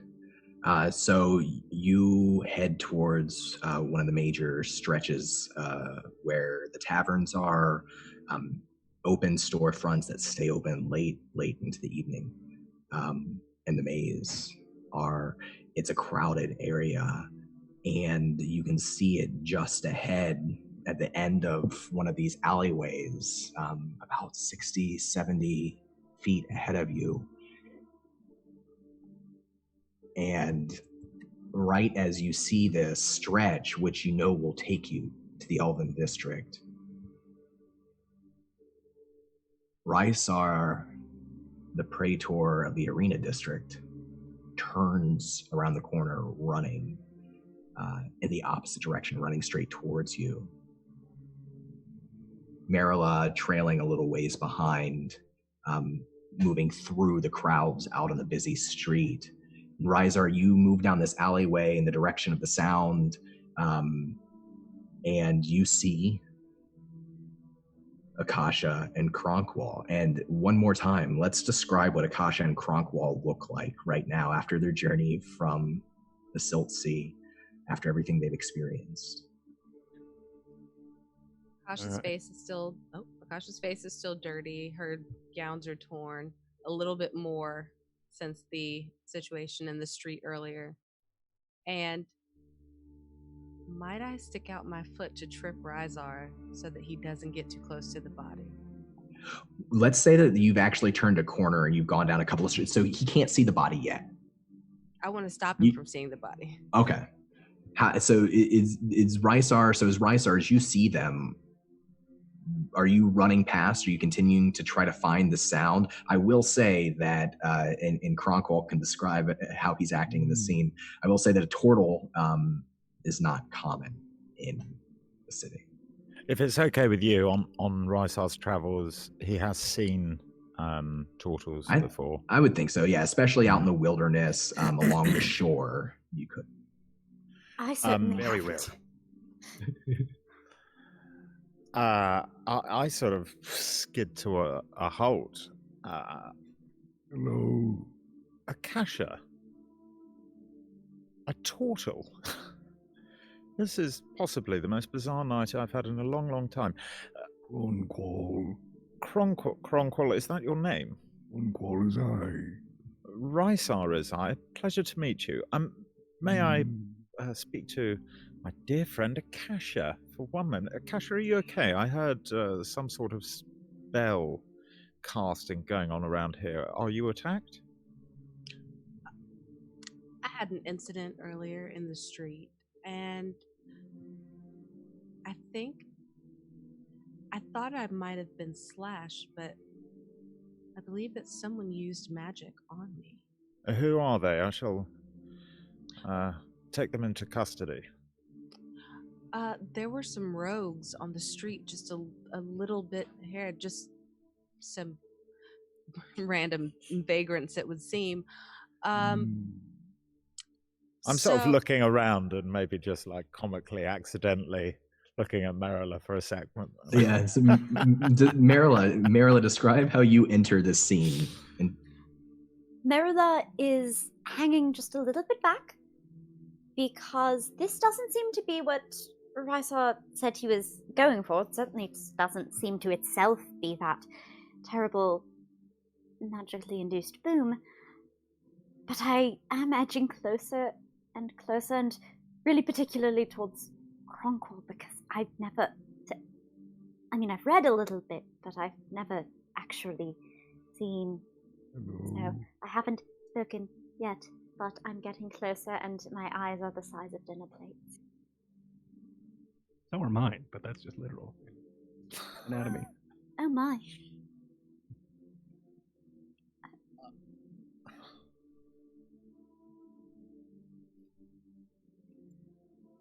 Akasha, any lead on these rogues would be appreciated. One must keep the streets of Ballack safe from foul defiling magics.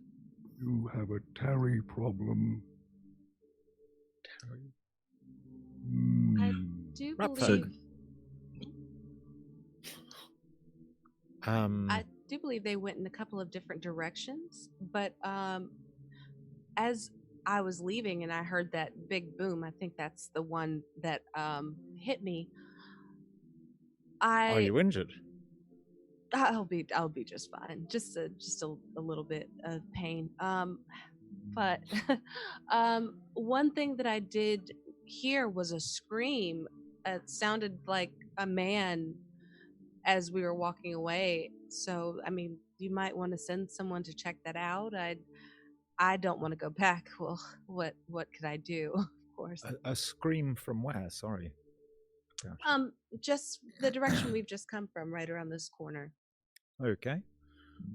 I would be very careful. They were terribly frightening. Okay, I shall investigate. As a praetor, it is my duty to do as such.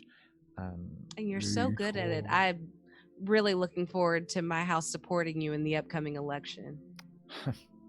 That's not why I do these things, but that is very kind of you to say, Akasha. Akasha, may I introduce, you may know, Marilla of House... Hello, I'm Gaia Sacocius Marilla. It is a pleasure to meet you. Pleasure to meet you as well. I've heard of your family. It's very nice to put a face to the name. May I leave you together while I investigate this? And I sort of sidle away and go, and I give the turtle a sort of second glance, and then sort of go to wherever Akasha. Be very careful. They seemed extremely dangerous. I'm sure that will be all right. Marilla's really playing up the scared, please help me, brave praetor vibe here. Will he be all right? And not if there are evil defilers about.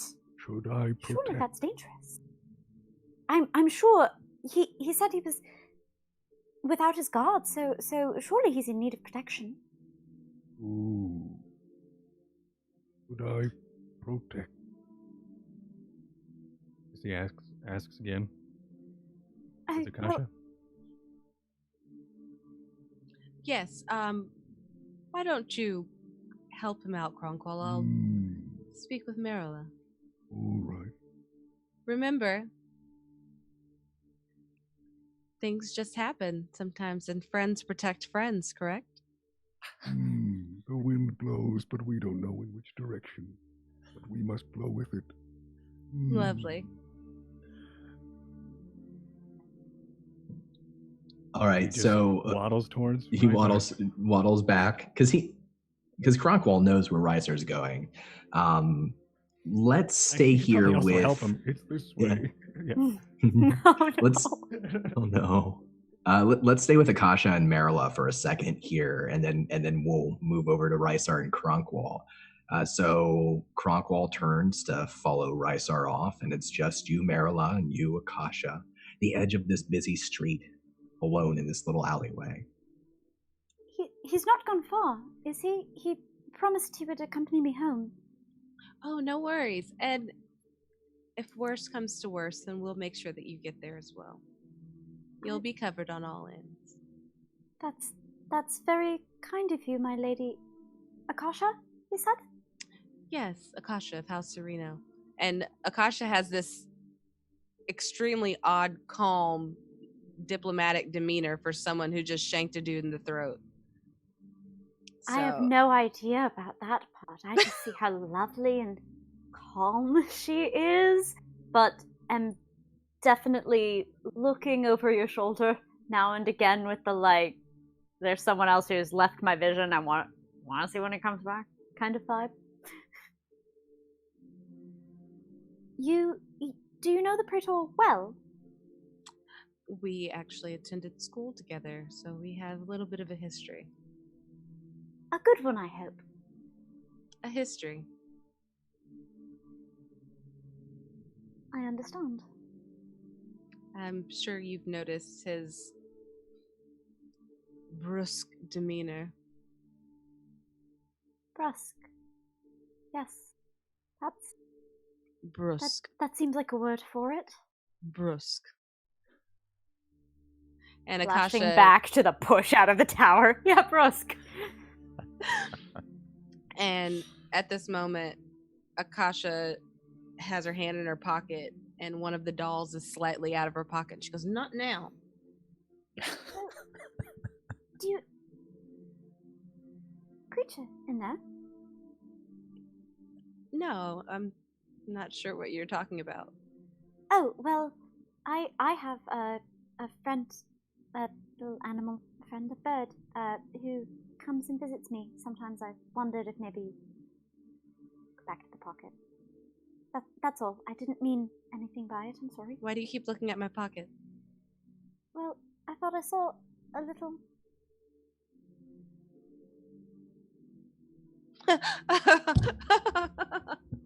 Oh, so why are you in the city this evening?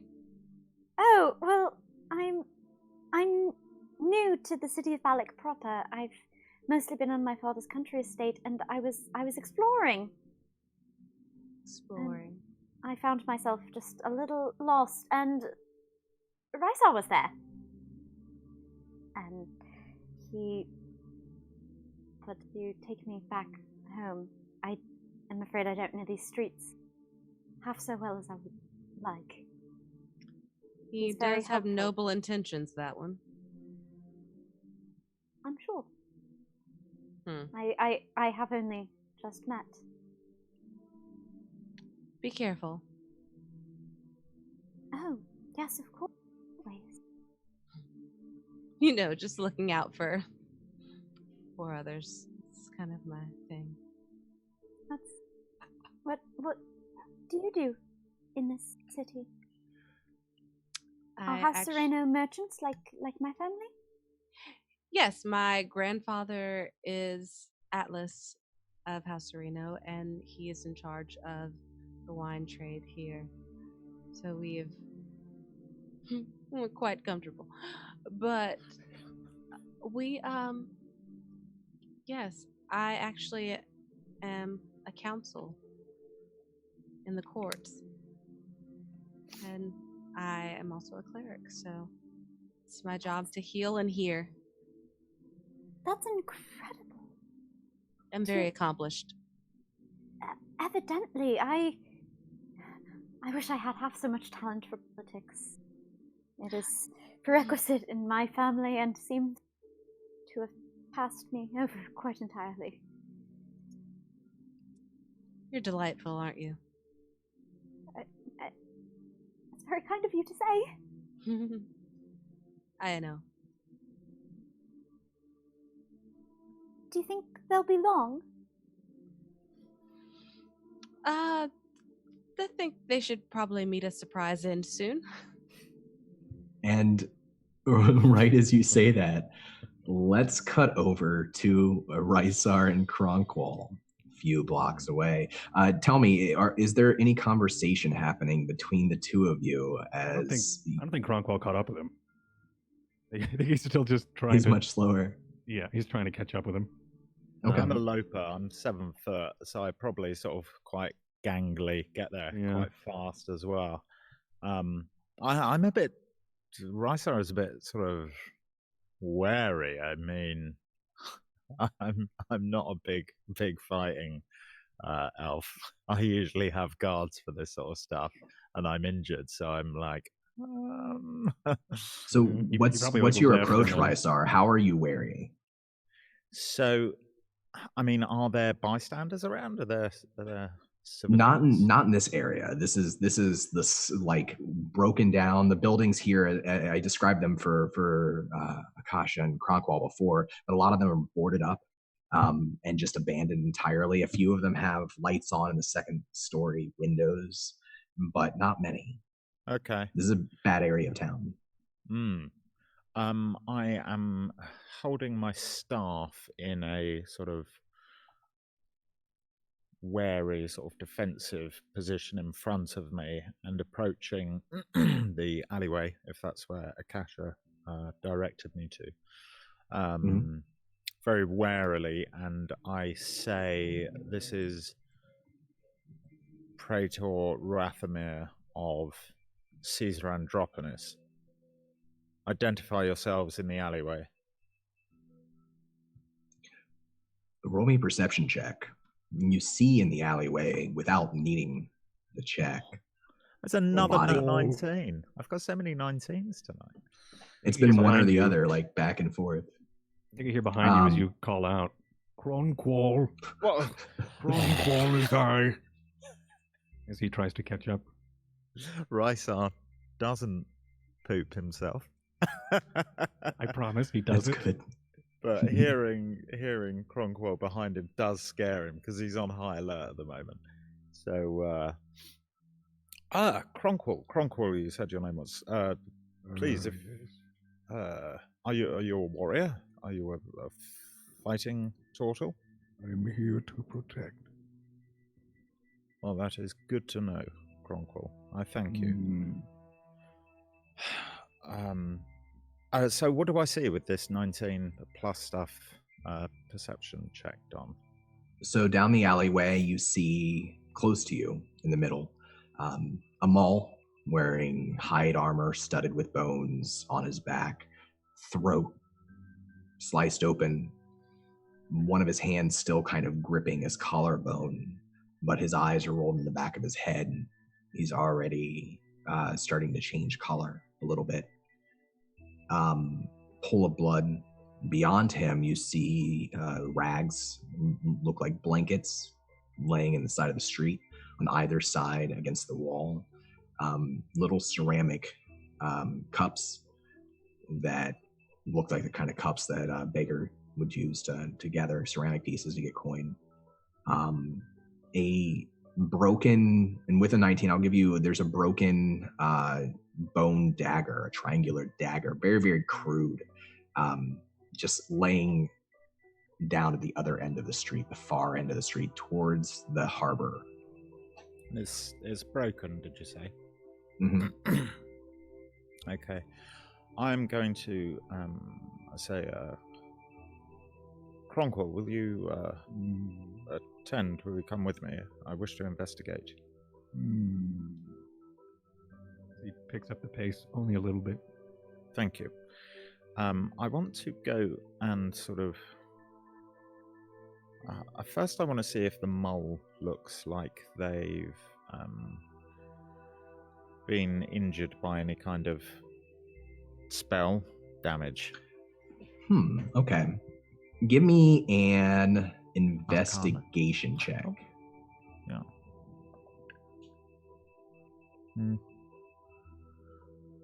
There's a 9 in it, but it's not a 19. There's a 9.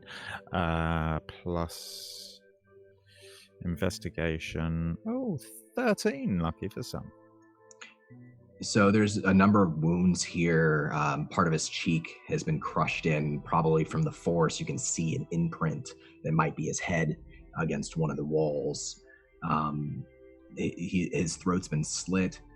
No direct signs of, burning or some kind of magical discharge. But what you will notice is that in the middle of this sandy street here, this dirt-packed street, it's like a layer of the ground was pushed up and then caught. It's like almost like a little rift of sand. Okay. Right in the middle of the street, probably about 10 feet away from them all.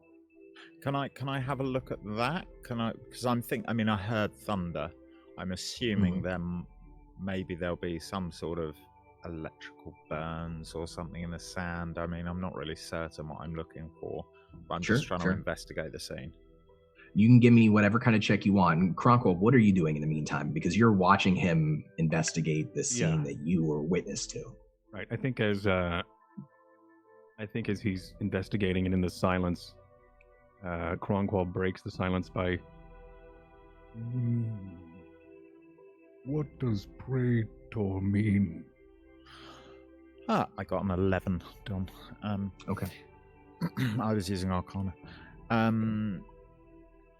A praetor upholds the laws of Caesar Andronicus. Are you new to town, Cronkwell? Very.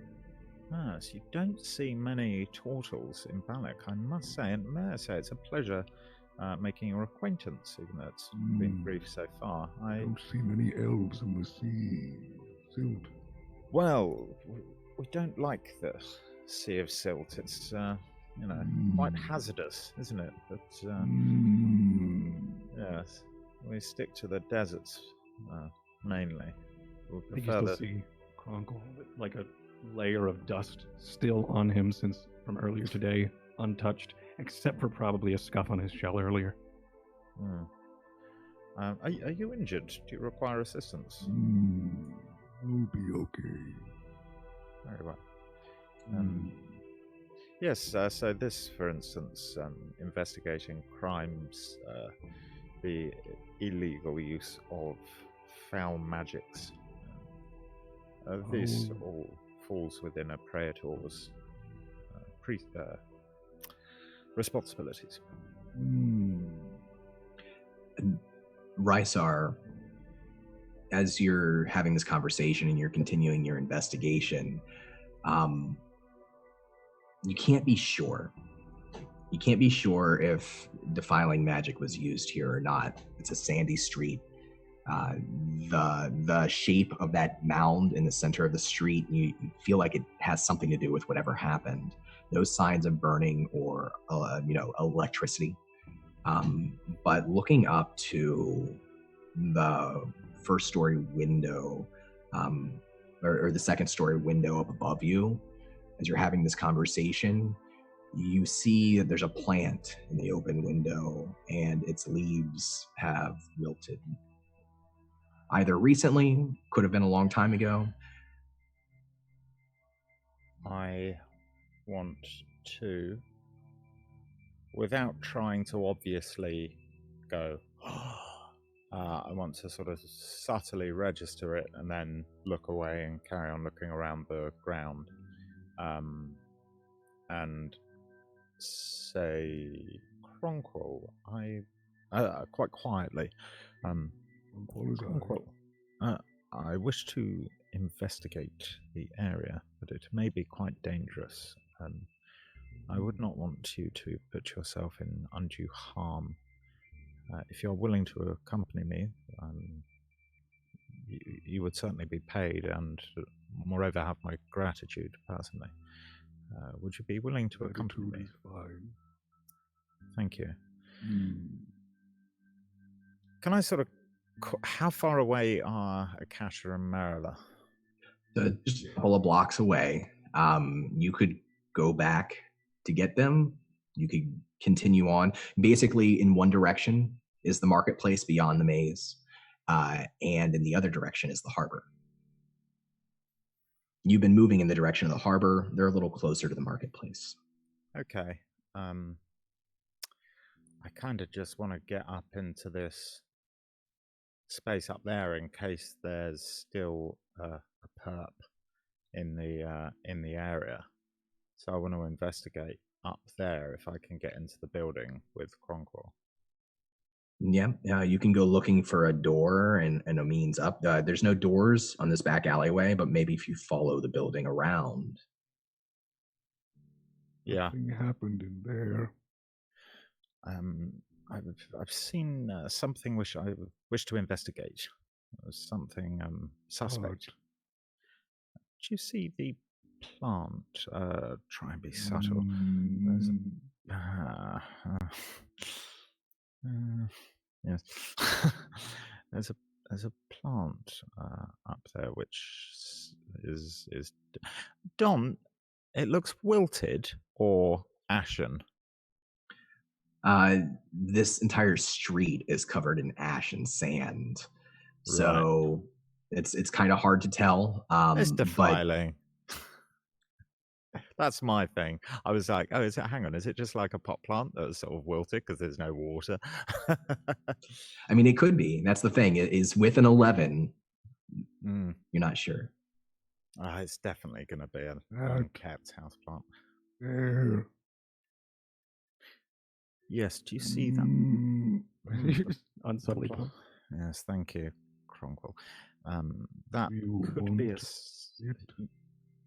yes, but I want to go up and investigate where it is.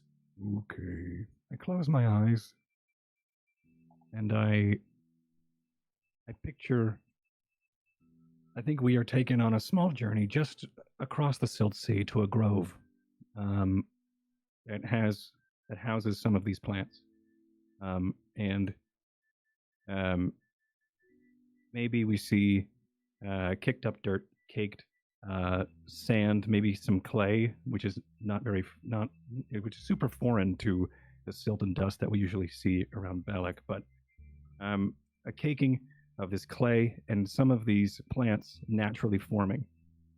We see a close-up of the plant, and then a clawed hand plucking it.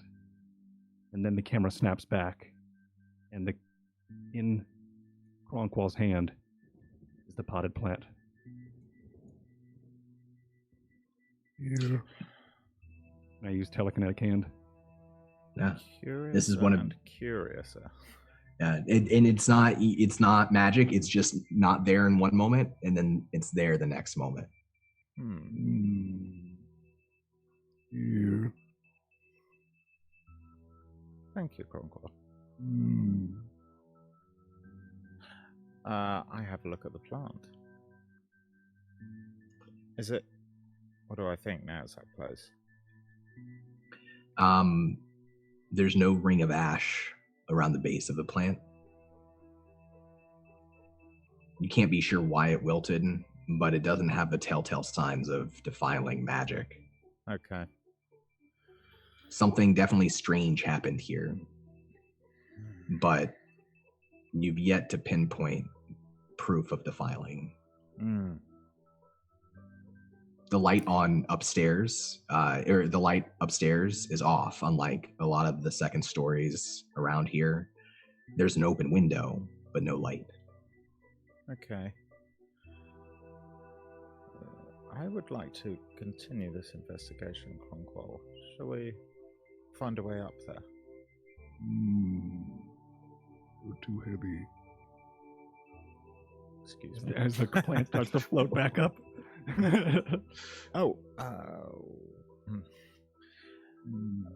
Let us find a stairwell or some such.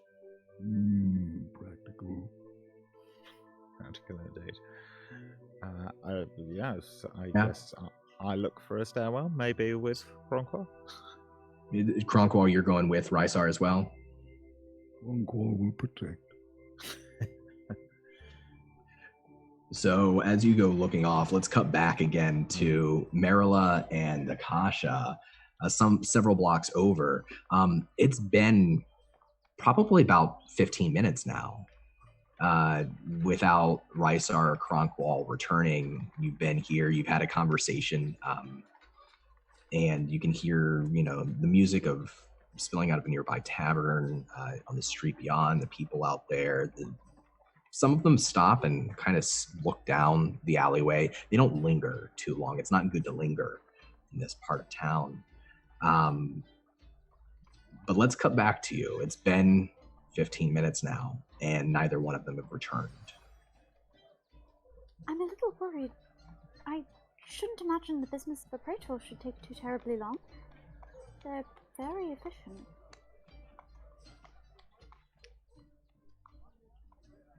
I don't think it could be that shouldn't be that dangerous, so why don't we go ahead and walk over?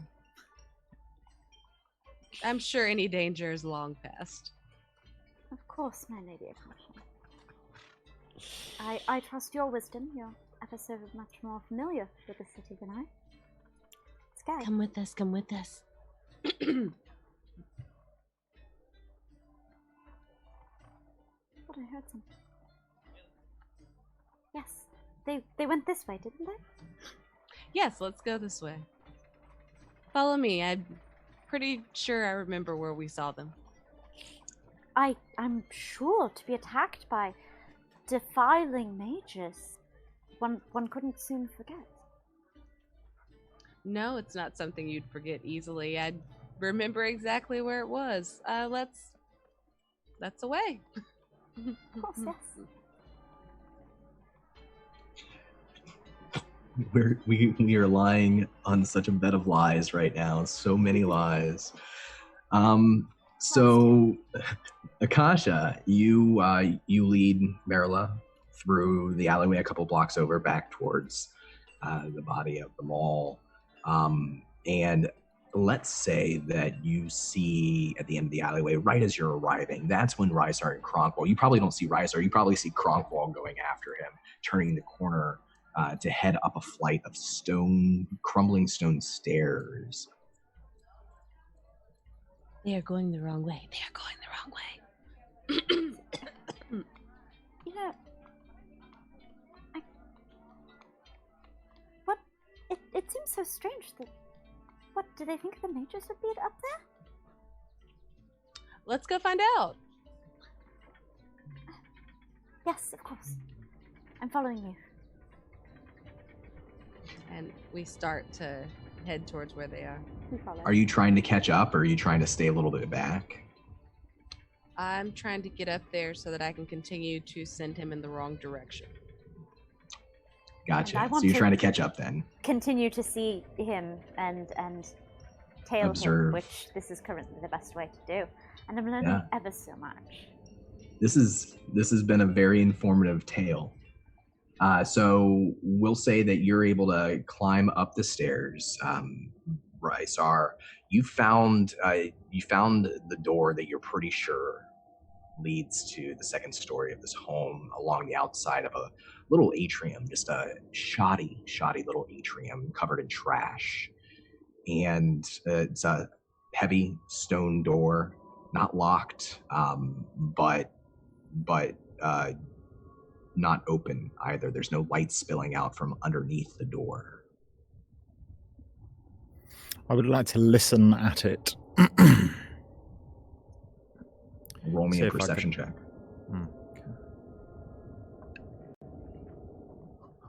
That's a 2 on the dice. So probably 4 or something. Yeah. Stony silent as the grave. Yeah. Oh, 5 actually. Okay, well, seems safe to me. I would like to sort of open the door using my staff. I would like to push the door open and at the same time say, announce yourselves in the name of Caesar Androponus. This is Androponus. This is Praetor Ruathamir. And push the door open, if it's openable. So as you push the door and you call out, Cronkwall is almost caught up with you and just turning around the corner of the atrium. I'm definitely waiting for Cronkwall. Okay. So he's just caught up with you. Just around the corner of the atrium, Akasha and Marilla appear. And you try to force the door open, but it's jammed. It's like there's something heavy on the other side of it. It's not locked, but there's something blocking. Cronkwall, would you... Akasha, Marilla, what...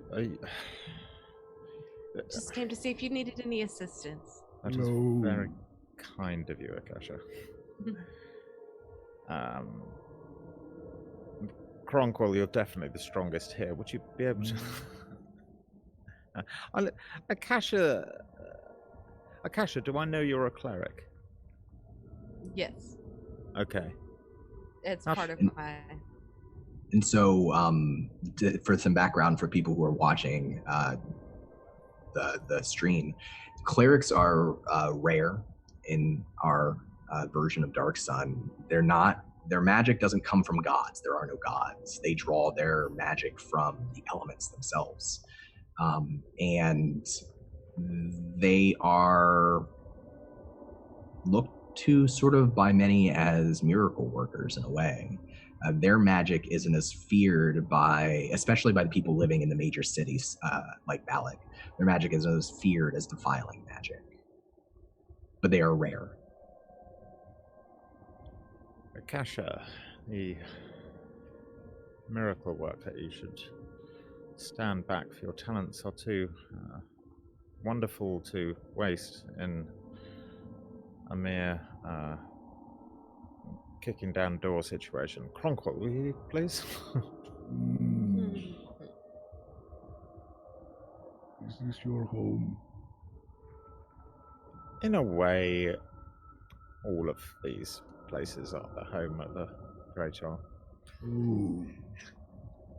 Alright. Back away. I back away. He waddles just a little bit faster towards the door. I guess that's an athletics check. How about Marilla in the back, at the far end of the atrium there? What's Marilla doing right now? Marilla is watching to understand precisely the nature of the conundrum, but is already forming a couple backup plans. They'll wait and see on this particular matter. Perfect. That would be an 11. And it's not that you can't do it; it's just that you have to bounce against it several times. Yeah. Yeah. I don't expect him to be like kicking down doors, but just like gently running into it and hoping the mass will do it. You hear something slide on the other side of the door the third time you push up against it. Something heavy, and the sound is a little wet. It's dark inside, but the door is cracked just a little bit. Is it, how wide is the door? Sorry, open? So say the door is open, about a foot. You can squeeze through.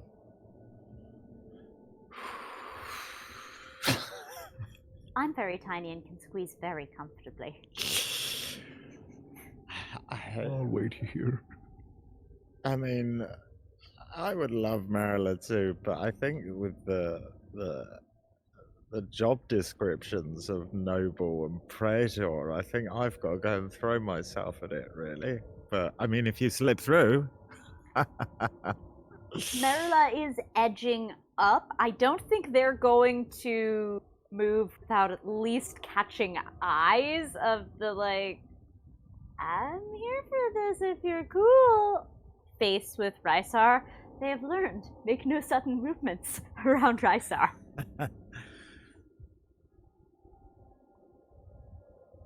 I do not feel like this should be me to do this, Marilla. You are, of course, a fine noble family. If you insist, you may go. But if That's you leave enough. the choice... They do it. They do it, and they draw their dagger. Does Marilla have dark vision of any kind? Half-elves do, yes. And the way that it works in Dark Sun for elves and half-elves is that they don't see normally in the dark. You see shapes without colors. You can make out texture, but you can't make out colors. And so you slip into the dark, slipping just a little bit on something wet on the floor, and you see blocking the door is a body. A small Terry, a rat folk in beggar's clothes, And there's other shapes further in the room too. But you'd have to get closer and tell me what you do, what you're looking for. Are the shapes moving? Roll me a perception check. 11. You don't see any movement, but you hear it's a hissing sound. Are you safe, Marilla? Marilla turns around.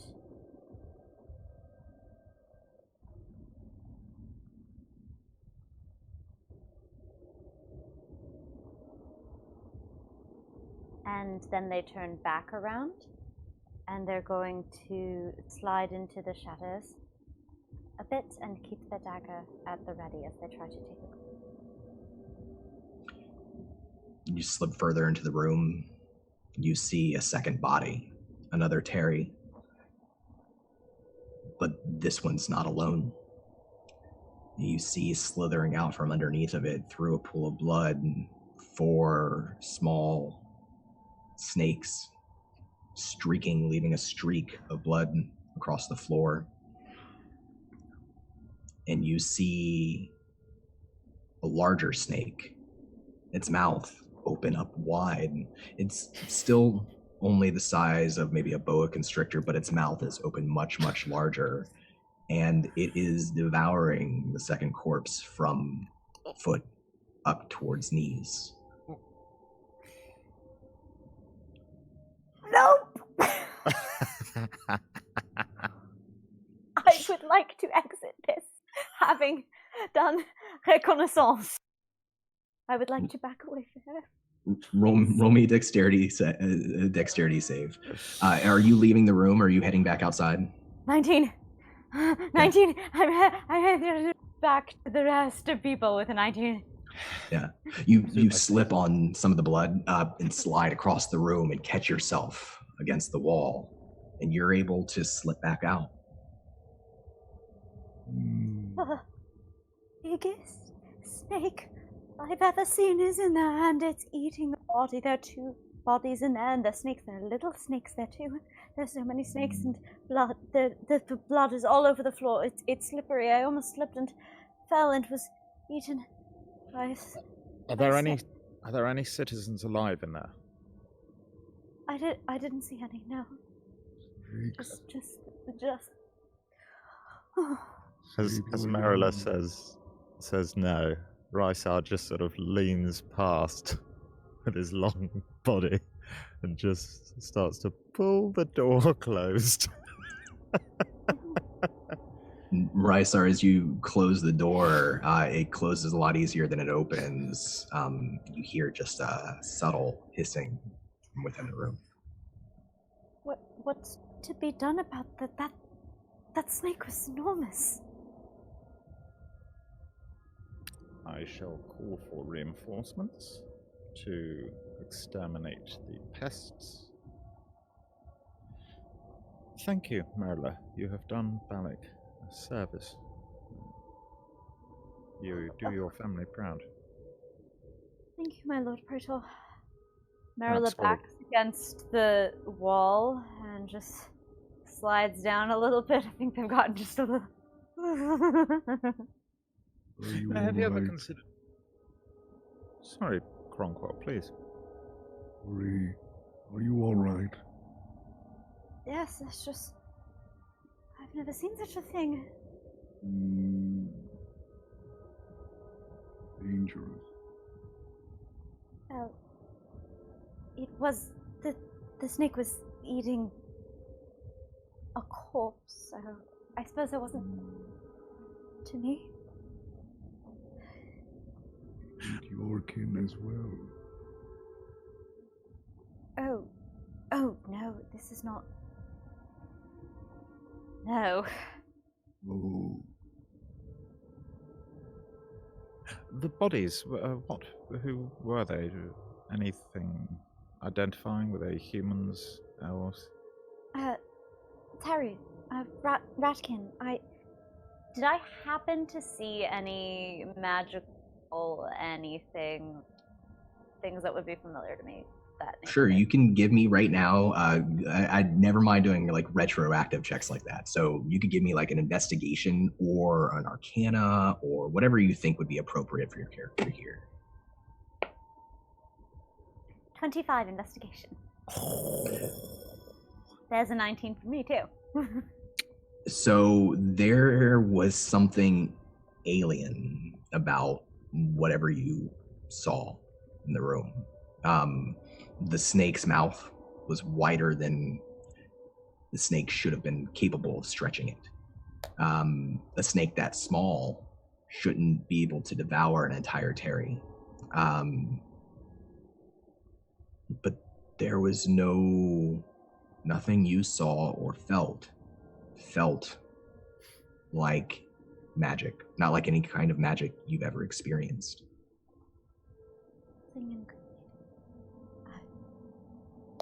All I saw were the terries, but there was something wrong with those snakes.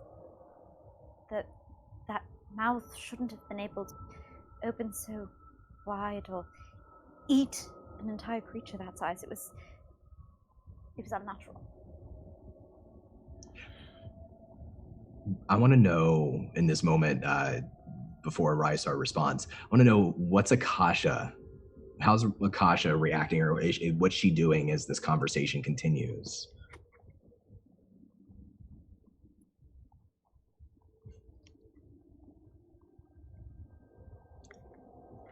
As she's taking in this scene and realizing that there are more bodies than just the one she left in the street, she's realizing, I wonder if those bodies had anything to do with the one that was outside. It just seems like such a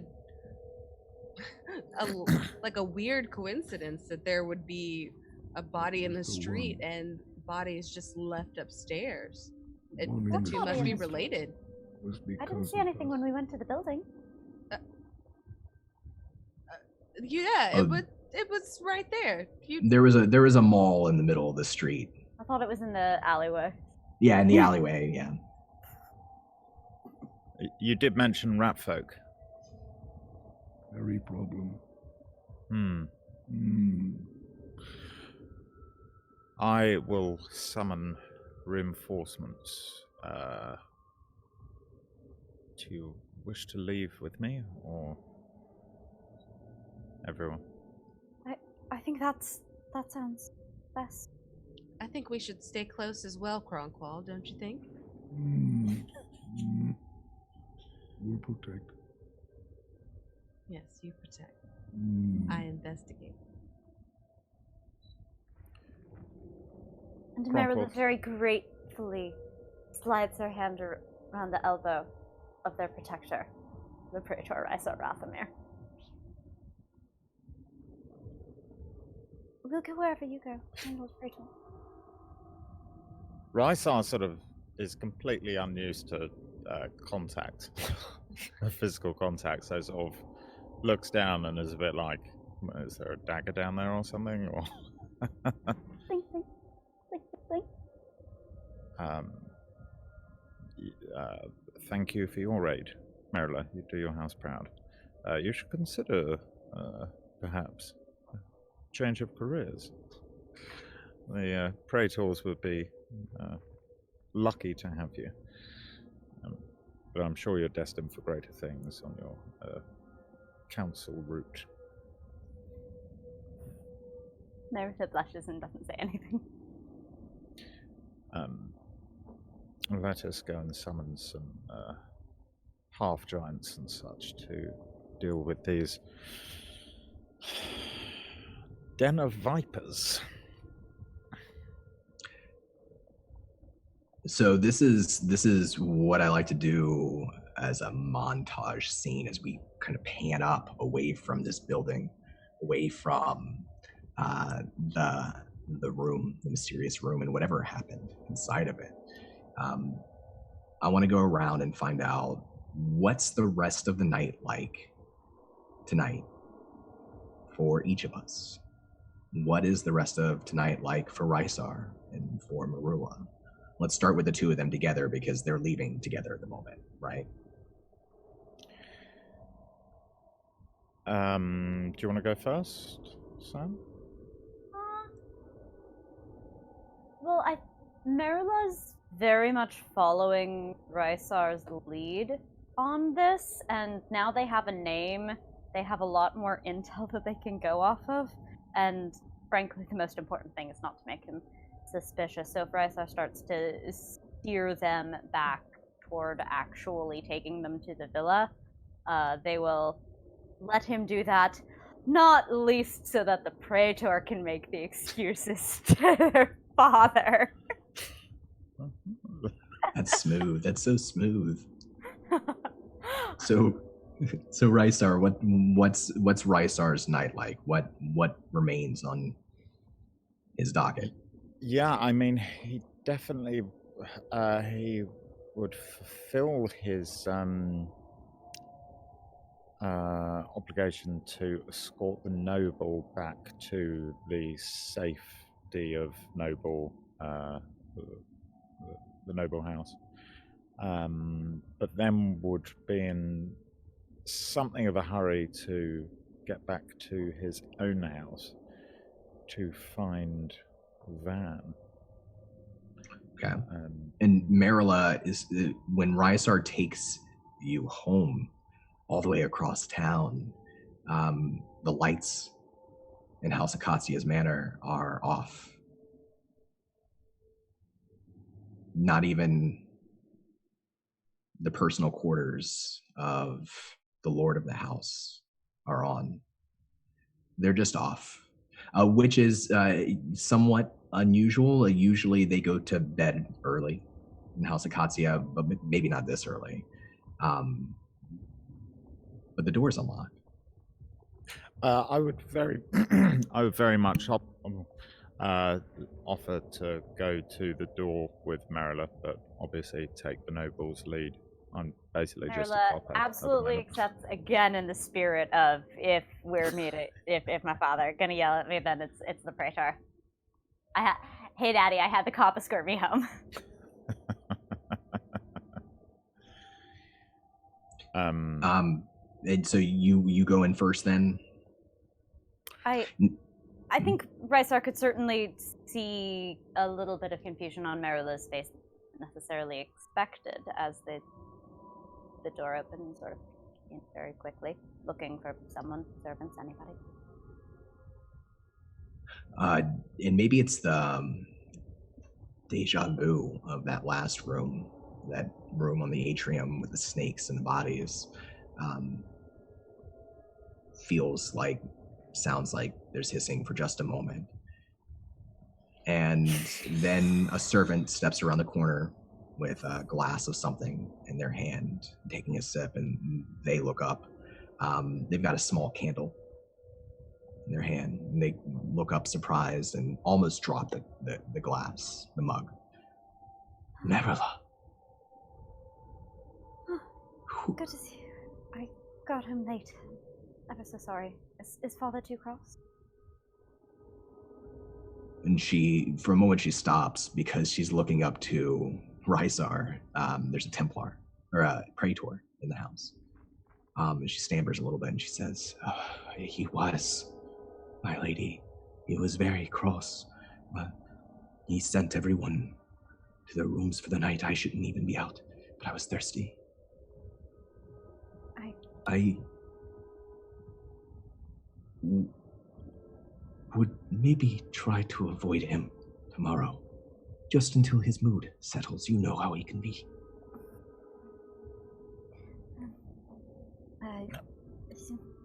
Thank you, my lord. Marilla, Yes. if I may, I address the servant and say, please inform the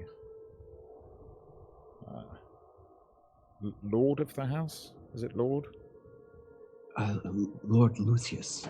Yes, Praetor. please inform Lord Lucius. I would welcome his company and I sort of the steps of the council chamber, or somewhere which would be a common meeting area for patricians and possibly praetors. I would welcome his company at noon on those steps of the council chambers, if he is not indisposed. She bows her head just a little bit. Of course, I'll tell him. I'll pass the word along. What is your name, Praetor? Praetor Rismar. Rathamir Risar. Rathamir Risar. I will inform him when he wakes. Thank you again, my Lord Praetor, for all of your steps. Thank you. You were indispensable in the defense and service of Caesar Androcnus. The city thanks you. You are too kind. I'm sure I will see you again. I leave and then start heading back to my house. What does Marilla do for the rest of the night? It's quiet.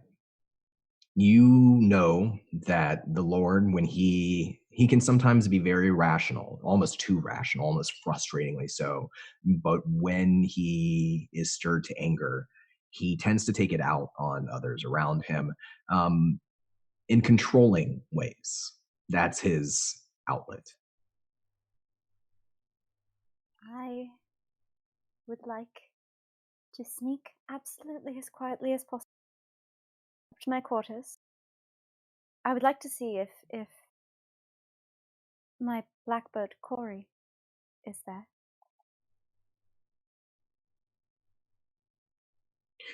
Do you imagine within your quarters an open window, or is it a shut window? Yes, we need airflow. These large villas can get rather stuffy. It's true. Sitting there, watching the door almost as though it were waiting for you, is your blackbird. It chirps just quietly, not too loud, when you enter into the room. Hello, Corey. It's been quite an adventure, but I think there might just be a little bit more to this day. I think I'd like to try that thing that we've done.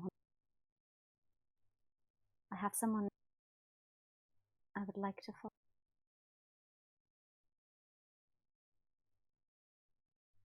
Marilla's going to sit back into their bed.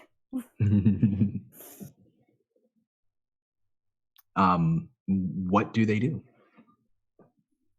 They would like to see through the eyes of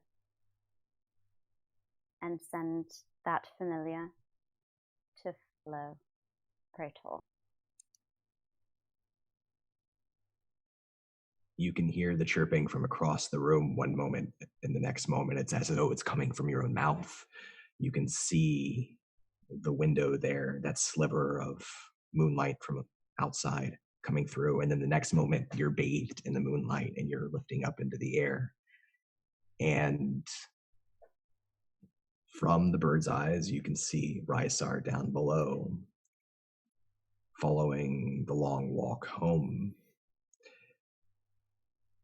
Let's move over and let's resolve the montage for Akasha and for Kronkwall. So as you split up from the villa, or from the atrium and the maze, what's the rest of your night like? Did we all split up, or are we all following Ristar? So Ristar was taking Marilla home to her family, and then presumably going to investigate. You could have made plans to meet up with him later. You could have done. You can do whatever you like. I would like to take Kronkwall to my hovel in the Elven Town Center and leave him there and head back to my home. But I would like to. You do understand that everything that happened this evening is between you and I solely.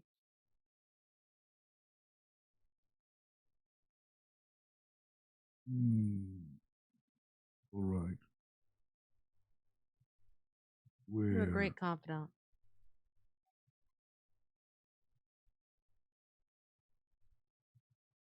Okay. I'm going to leave you here. This is my safe place, and it can be yours as well. Here. Yes.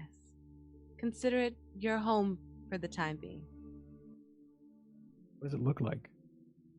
Oh, so it's cute. There's like curtains and things everywhere. Don't go in the lower part of the place, please. Just stay out of there, if you will. I would hate to have a conversation about that. But there's just some trinkets that she's kind of collected, and there's 3 little beds for her dolls that line up against the wall. And there's just a big pillow kind of mattress. It's kind of a crash pad for her. So there's just lots of books and papers and curtains. So it's a hovel, but it's nice. It's busy and packed, but it's actually a nice place. Okay. A comfortable place. The exterior, what does it look like? Does it look like it's just like a hole in the wall place, or is it like? It's kind of like a little hole in the wall, but it's very much cluttered and much like the inside of Laguerre's brain. If it were a room, it would be this. There's just things strewn about, and it looks like it doesn't make any sense. I feel like you're attacking me. Okay. Looks around studio. Okay. All right. And I will send for you. All right. I will be here then.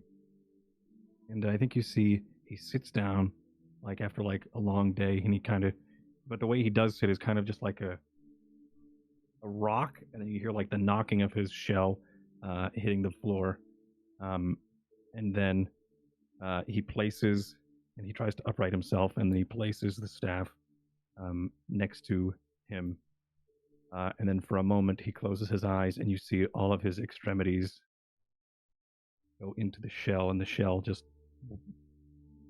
rests, and you hear him. All right, I'll be in here. Safe. Sleep well, Turtle. Sleep well.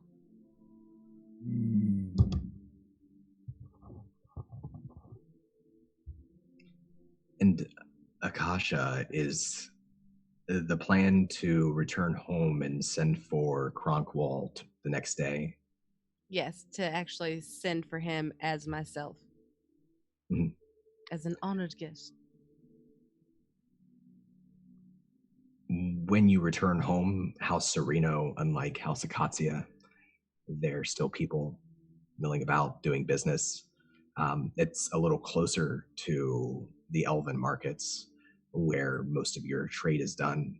And so even at this hour, there are people coming and going, people bartering, making deals for the marketplace the next day.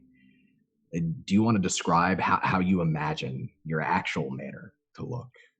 So really quick, before I go back to my house, I quickly wash my face and put on a gown that is befitting my station. And so I've changed into a lace off the shoulder kind of gown that kind of flows to the ground, and it's yellow,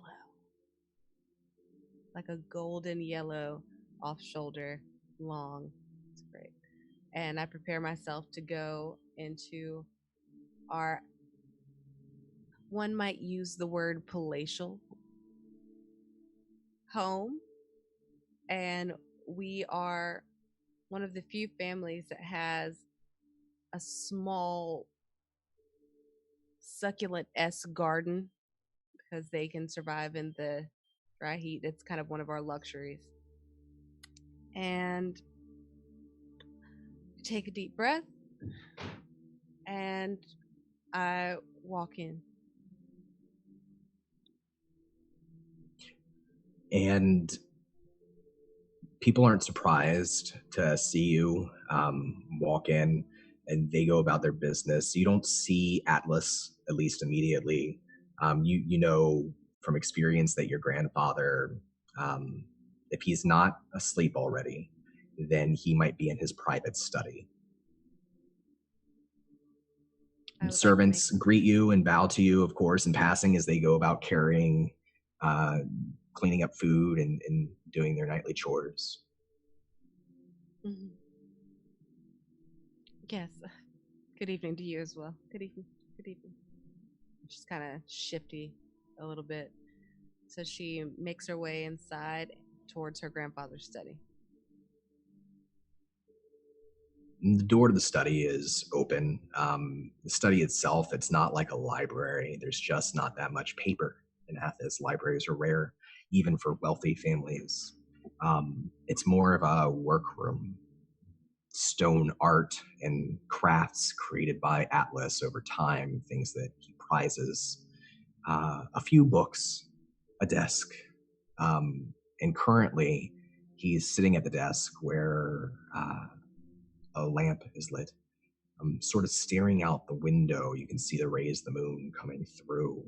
Some of the rays red, some of the rays gold.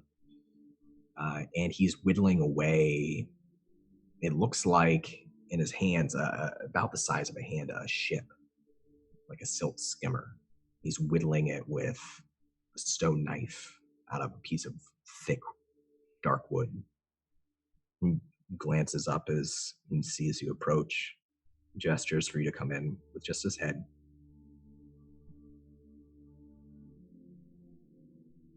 And you see another shift in Kasha's demeanor. Hi, Grandpa. He gives you a long, like, don't.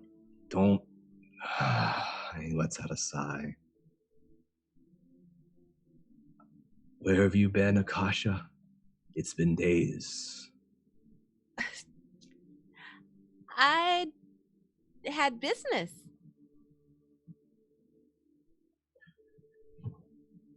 Was it family business or was it personal? What was it?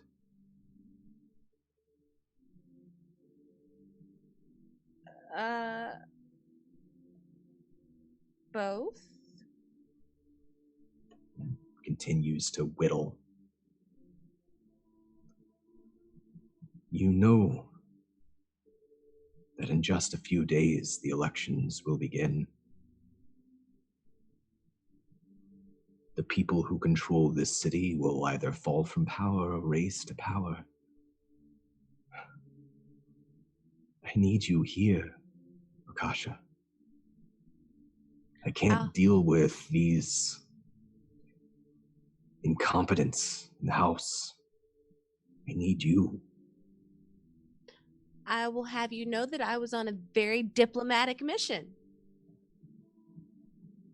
What did you learn? What did you do?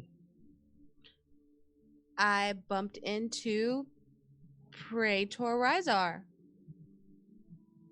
Praetor, and you can see that he's like searching his memory for who Ristar is. You remember, he went to school with me. He's a... Right. The elven Praetor. Yes. Yes. What was this mission? Why were you helping him? Happenstance. Complete happenstance. We were... I really am getting quite tired, but it was, we talked about the upcoming election. Oh, is he running again? Or is he running for higher office, perhaps? That I know of, he is running for office again, and I would like to set up a meeting between the two of you so that you can discuss how it could benefit our family going forward if he were to be elected. I suppose that would be fine. He's praetor of the arena district, right? Yes. Perhaps if he were willing to move his jurisdiction to run in another area of the city or for another part of the government, he could be of more help to the elvish people here in the city.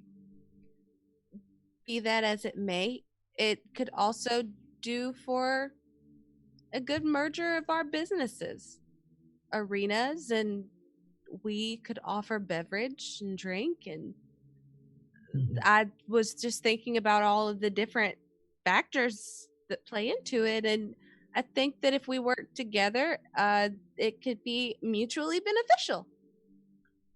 He quirks a little smile and he says, but that doesn't explain where you've been for days, Akasha.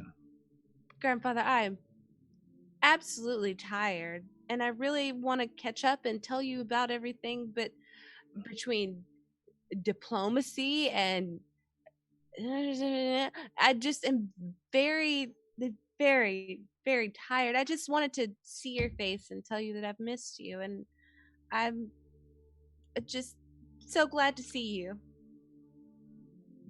He puts his little knife down and the boat down, which you can see as he places it on the desk, actually has the words "the Akasha" carved into its side.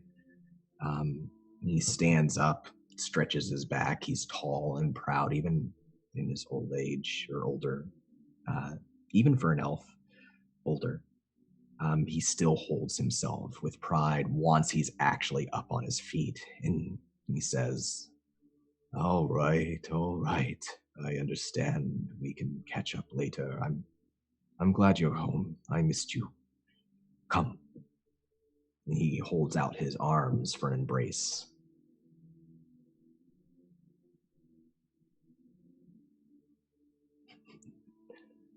Do you actually give him a hug, or do you like squeeze his hands? I squeeze his hands because I smell terrible. But what I do is I also make sure to note his hard work and craftsmanship.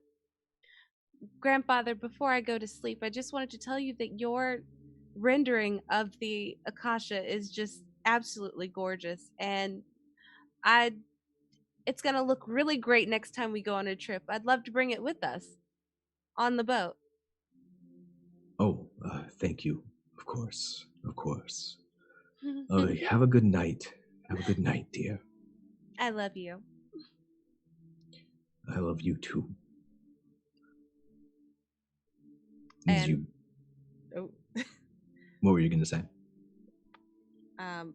Well, unless there's a segue-ish thing, she goes to her room, and it's draped in her style of silks, just kind of hanging from fabrics hanging from the ceiling and draped, and she kind of looks around, closes the door. We must never tell him. He must never find out. He must never find out that we were there.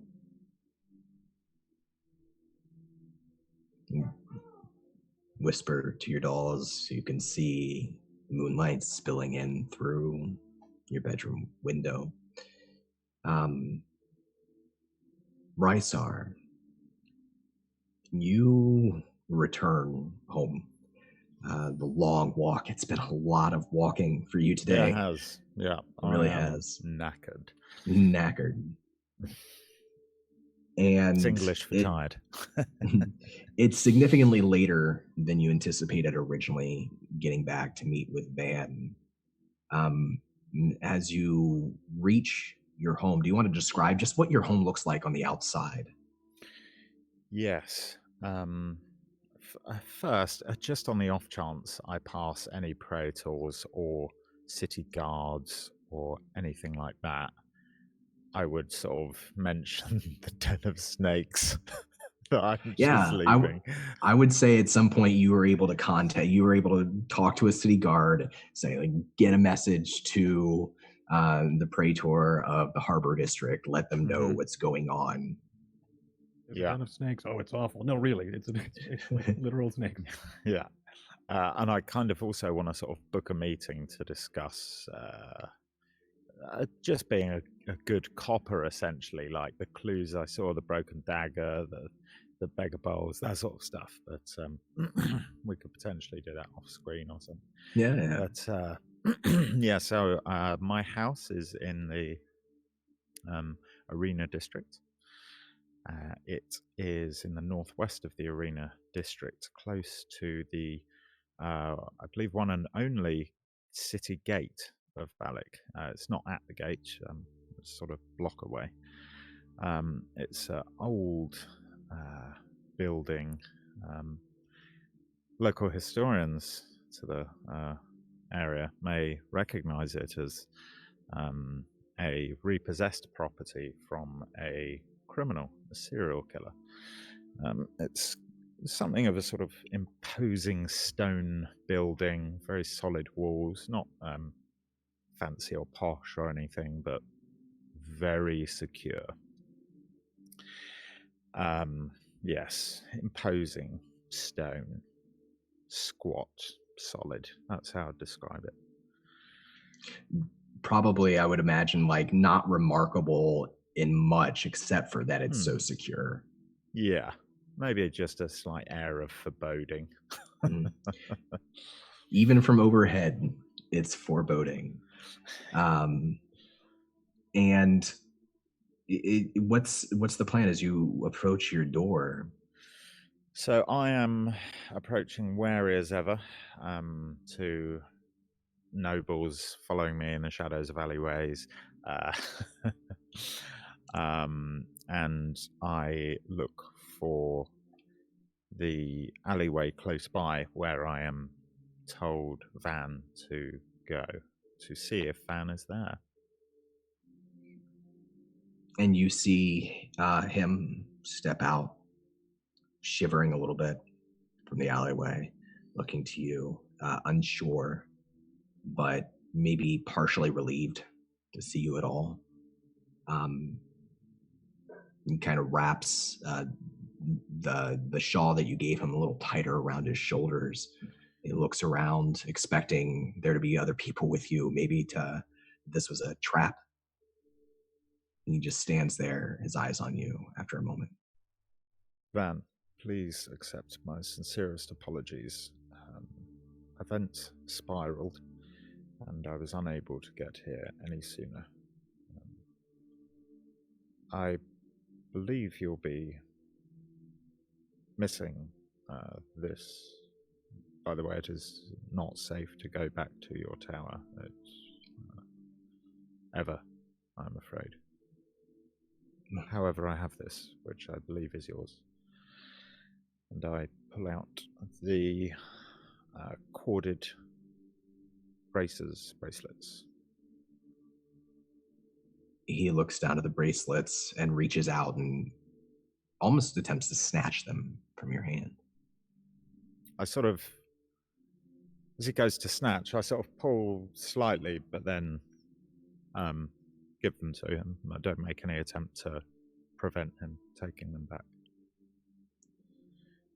Please, come inside. I will start a fire and get you some clothes. And perhaps we can have that chat now. Why can't I return to my tower?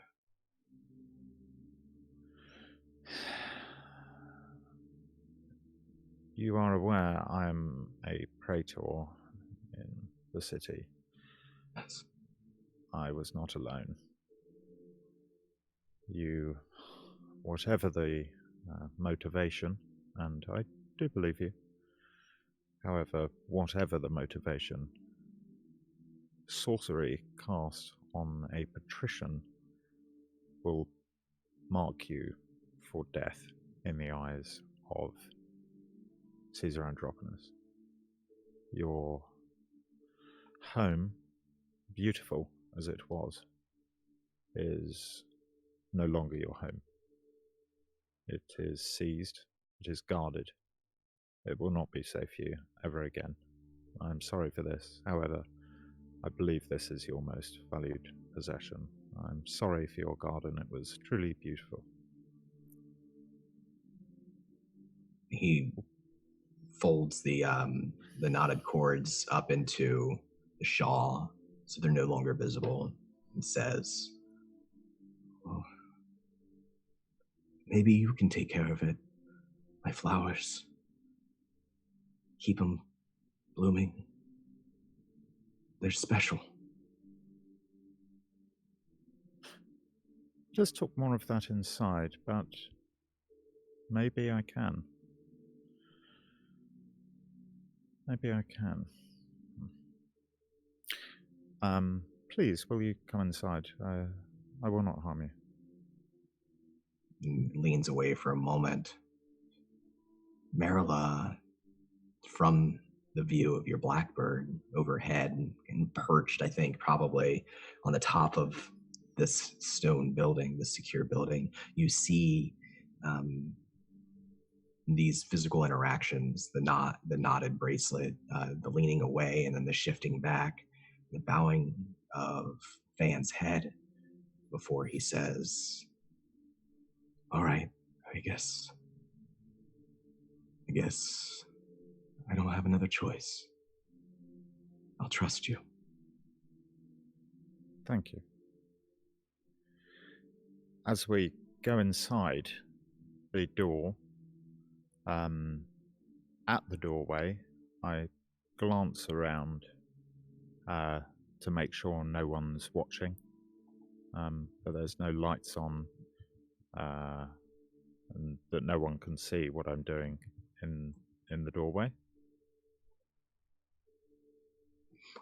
Roll me a perception check. I'm not looking up.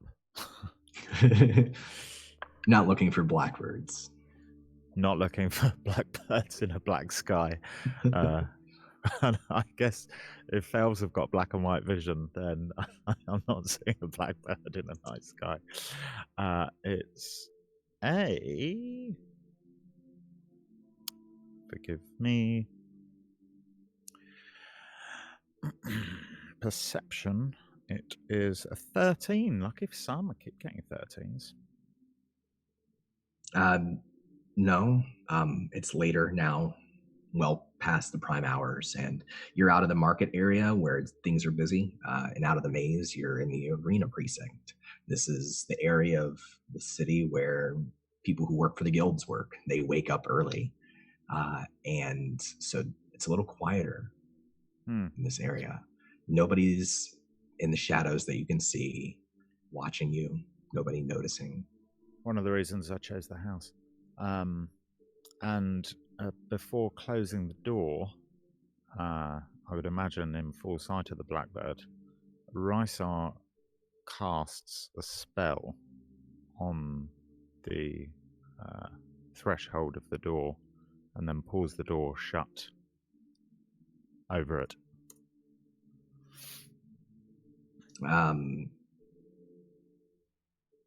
Van is ushered into the stone house. Ristar follows Marilla. From the eyes of your blackbird, you see the interaction. You see Van go into the door. You see Ristar cast a spell.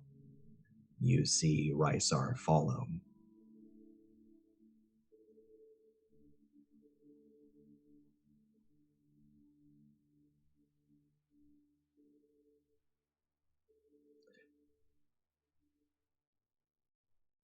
I can carry on if you want, but I have an idea for the scene inside. I want to know, though, here, what does the blackbird do? We are into the spellcasting range of narrative convenience. I believe, strictly speaking, I'm outside of the range where I could direct my bird. But if Corey is so inclined as to perch, or try to get a spot in an upper window somewhere, I wouldn't blame. Yeah, it's not that you can mentally direct it. It's that maybe you just know each other so well, and it flies down. It takes a couple of minutes just sitting there on the edge of the roof, and then it flies down to a window that's heavily barred, view locked from the outside through a curtain. And Marilla, as it goes to settle down on the edge to see if it can maybe peer through those bars, there's a shock to your system, to your body, to your mind. And you wake up feeling your limbs locked in place, unable to move. It's hard to breathe or to speak, hard to see in the dark. There's a shadow up above you, hanging in the air, vaguely humanoid, whispering in a strange language. And then, with a sudden gasp, your breath returns. Marilla, you open your eyes a second time, and you find yourself elsewhere. You're on the desert shore, the edge of the Silt Sea. A fog of ash whirls all about you, obscuring the light of the stars and the moons, Ral and Guthay up above. This is not the Ballack Harbor. This is not a place you've ever been to. Away from the sandy shore, covered in roiling gray mist, rises a jungle of ancient trees with black trunks, black branches, and dark green leaves. You can smell rot drifting through the air, away from the jungle. And through its tree line, you hear sounds of bubbling water, the croaking of unfamiliar animals, and the songs of strange birds calling to you.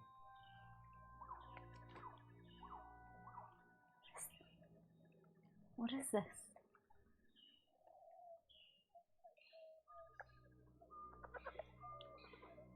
I look down. What do I see?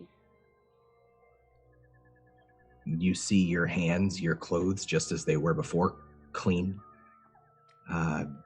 Something slightly out of focus about your hands, wherever you look at your skin, just slightly out of focus.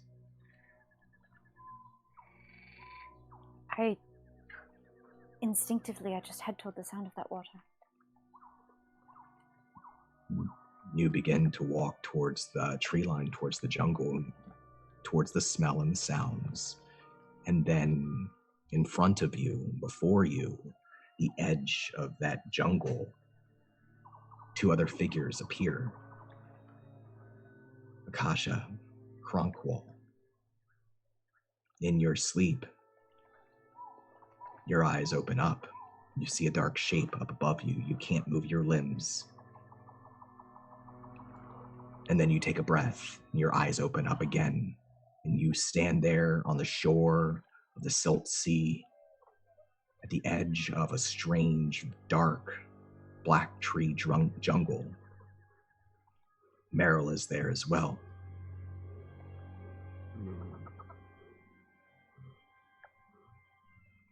Do you know this place?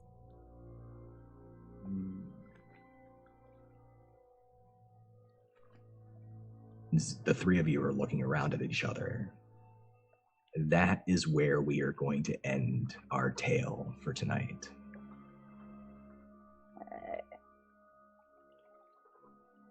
Rude. Yay. What? All right.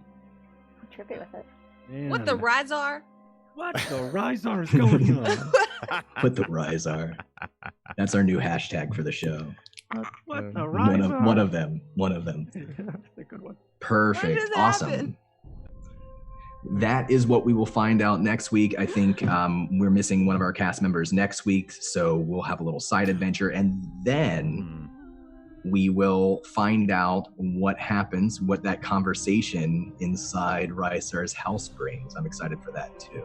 Conversation? Well, oh, no. Or murder. Don't you dare. Oh dear. Oh, that poor boy. Thank you, everybody in chat. Thank you, viewers, folks sharing us and our story on social media, to everybody in the cast for just being awesome and having fun with your characters, having such great characters and role play today. It was really cool to get to see everybody come together in strange circumstances. It was really cool for me to watch and know what I know. Everybody's, the characters' intentions, their goals coming into conflict already, but with a collaborative sort of means to the story. I'm really excited to see where things go from here, and that was a lot of fun for me. I also want to say thank you to our mods tonight in chat taking care of us, to our sponsors, Wormwood Gaming and Level Up Dice for helping to make the campaign possible, and to everybody who's watching this on YouTube who doesn't make the live show. If you ever get a chance, we are live on Tuesdays at 5 p.m. Pacific Standard Time on twitch.tv LFM_network. Check us out. We have a really cool chat, people talking about Dark Sun and having fun hanging out. But if you're watching on YouTube or VOD, thank you very much for spending your time with us. It means a lot to me personally. That's it. That's it for me. I want to go around and just talk to everybody in the cast, see how you're doing. If there's anything you want to say about tonight's episode, or if there's a project that you're up to, something you want to promote or shout out, let us know that too. And let's start with Christina. Hi, everybody. What am I supposed to say? Like how I feel right now? I feel whatever you want. Like I've been bamboozled and hoodwinked by Ristar. Like that whole thing, just like I'm shook. Like I get like the teleportation to the island, like I get it, but like, bruh, you're out here hunting witches and you are one or whatever magic user, rude. Like it was just like, I don't know. I'm shook. Like I'm shooketh to the core. But like this was really fun and I'm really excited about it. And I'll be at PAX East next week, so I don't really know if I should say that. Next Tuesday at 5 p.m. in this same place when I see you next time, people. But yeah, I'll be at PAX East. I think I'm gonna do a little meetup thing. I don't know. Let's go to McDonald's and get some chicken nuggets, homies. Word. I don't know. That's what I'm doing right now. Hang out with me on Twitter. Christina Ariel. My husband moving stuff. KRYSTINAARIELLE. That's the thing. Oh, who said nerds? Nerds on deck. Oh man. Cool. I really liked seeing Akasha versus Laguerre tonight for the first time. I thought that was really cool. I like that you just stabbed that dude in the throat. I like that was good. That was real good. My really character's taking some in reality turns versus her origins, and I'm okay with it. I'm like, it's all natural, and I'm feeling it.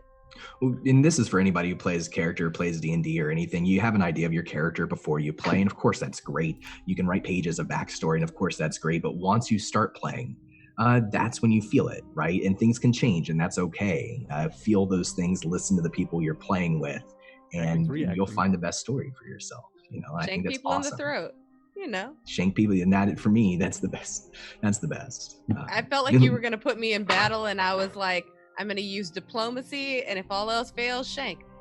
Yeah, and that's why we have the social encounter mechanics too, that if it comes push to shove, you can switch to social encounter. If you're in a social encounter scene and you want to switch to combat, you can do that too. So I'm excited to play more of those mechanics as well. Let's go around to Cord. Yo, man, that was great. Hi, everybody. I'm Cord, or Mythomatic. You can find me on Twitch or Twitter of the same name, MYTHEMATIC. I was playing Kronkwall today. Man, I'm having a lot of fun with how this character's coming out. As you mentioned as well, Christina, acting is reacting, and you don't realize what you're doing until, or you kind of have the ideas, but yeah, it's not until you start to see these things for you, where you really have to start making these decisions to react and sculpt the character and to really lay the foundation into the lore of what your character will do, and it's super awesome. I'm a voice actor and a streamer here on Twitch, and I do a whole bunch of stuff. I'm running a and producing a Star Citizen movie right now. So if you're really interested in sci-fi stuff and the Star Citizen awesomeness that happens over there, check me out. My streaming's on the back burner right now as I'm trying to develop this movie and get things going. I'm in a whole bunch of shows throughout the week. Follow me on Twitter for when those happen. But thank you, everybody, for having me today. I think my favorite part tonight was when we all collectively opened up a door to a combat and then went, no. Like, it was just all in character for us, because like usually you'd be like, oh cool, monsters, and then go in there and roll initiative and get excited, or in our case we'd have the active initiative. But tonight we all just in character collectively went, that's not for us. And then when he's just then just like I'm gonna call for an extermination crew. I was like, great, perfect, great, we don't have to deal with this. It was so good, and I'm really excited for where the story's gonna take us, and I'm super excited to be role-playing with all of you once again. Thank you, Don, for an amazing story. Thank you, chat, for being here tonight. And thank you, everybody watching or listening. You guys are great, and thank you for supporting us. Tell your friends if you're enjoying the story that we're trying to portray for you. So thank you very much, and I'll see you next week. Thanks. Yeah, I love Cronkwall. I love that he got called out today for his favorite thing being to refer to himself and his name. But he's great. Yeah, he's this outsider figure, and I think for a lot of people, somebody tweeted about this, but I think we talked about this a while back. I think a lot of the people who are watching this, especially people who aren't familiar with Dark Sun, get to experience the setting through Cronkwall's perspective, because it's new to him too, and I think that's really, really cool, and I love the way you're playing. So thank you. Thank you. Let's go down to Toby. Yeah, you're like the droids in Star Wars, Cronkwall. We're certainly all the villains in Star Wars. I mean, what? First, I'd like to apologize for the accidental misgendering to everyone. On that, I feel like Ristar is just representing all of the patriarchy in this game. I mean, it's terrible. So sorry, not sorry for that. He's a baddie. What can I say? I am. Oh, I should do some shout outs for the other stream that I'm involved in. Sometimes Adventurers Wanted. They mainly do D&D, but we're presently streaming a new tabletop roleplay of John Carter of Mars. Speaking of the patriarchy, because the original author was writing about 100 years ago, and it is not cool. But the role-playing game has come on leaps and strides from that. So, but it's a very fun sci-fi. It's basically Flash Gordon on Mars, so that's fun. And thank you, Don, for your wonderful storytelling. There's been some unexpected, sorry, what's going on? And thank you to the fellow players as well. It's been a pleasure, and I'm having a great time finding more out about Ristar and all of your characters as we go along. Christina, especially, I love seeing your character come out of the shell more today, because when you were on the ship, it was like, she crazy.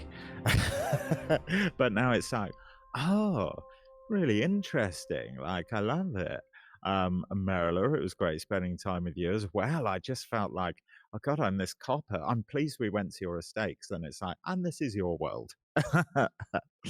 And yeah, Cronkwall, legend. It was funny how we all came together and then just bomb burst instantly again, apart again. But I'm pleased we're sort of like all sort of having that, effect on each other, and definitely the webs are being spun, and we're all coming together again in various guises, I'm sure, on the steps of the council chamber. Yeah, I think that. Oh, I wanted to say thank you to Rose as well, because after last week when I said I need some dice, Rose, who's an English craftswoman, sent me some dice from her company Thornless Rose. I've got a little thing. So thanks, Rose. They've been rolling a lot better than the dice last week. I didn't have a great dice time tonight, so I mean, yeah.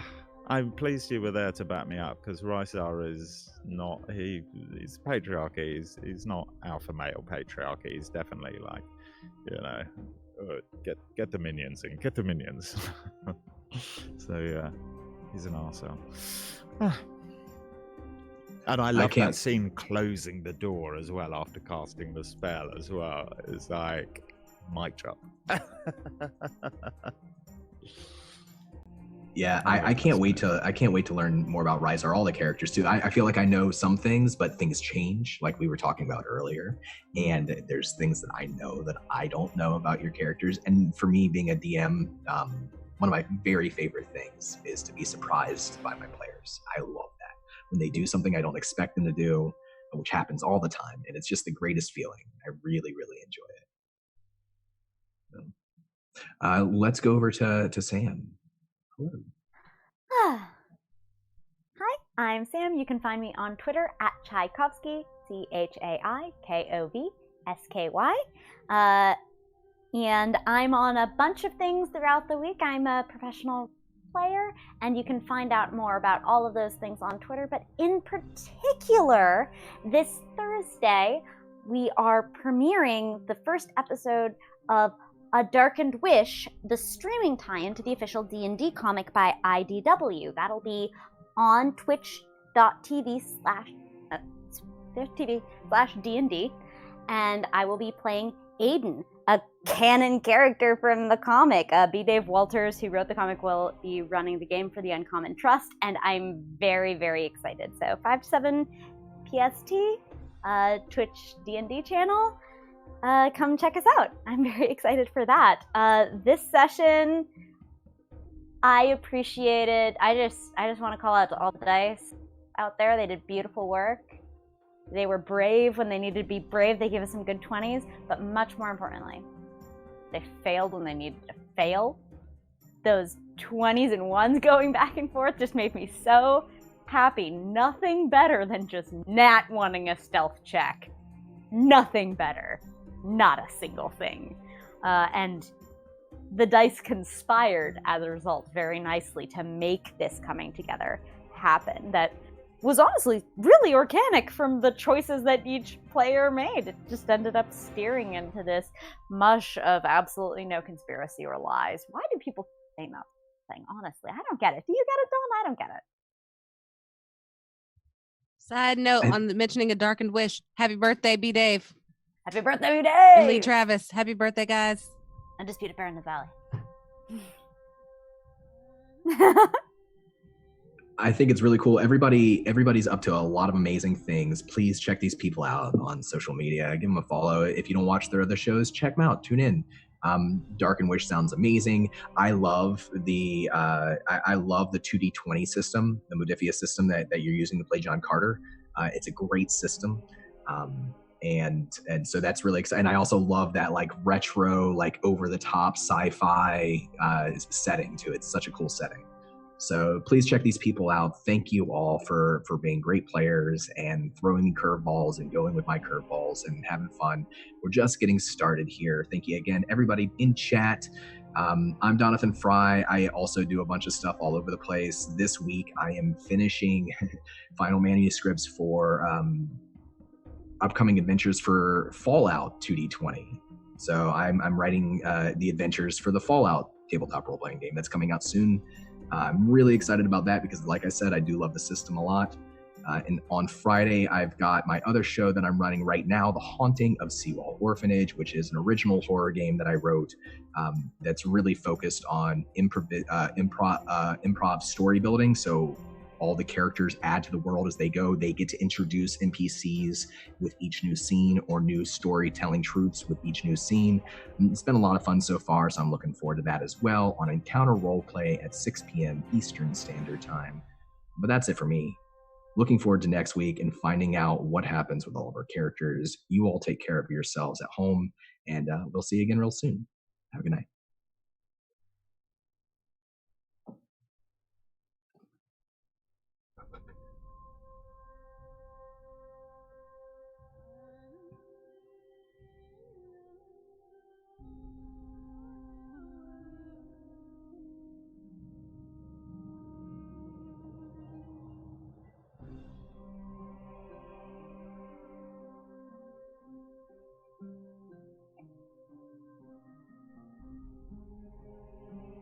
in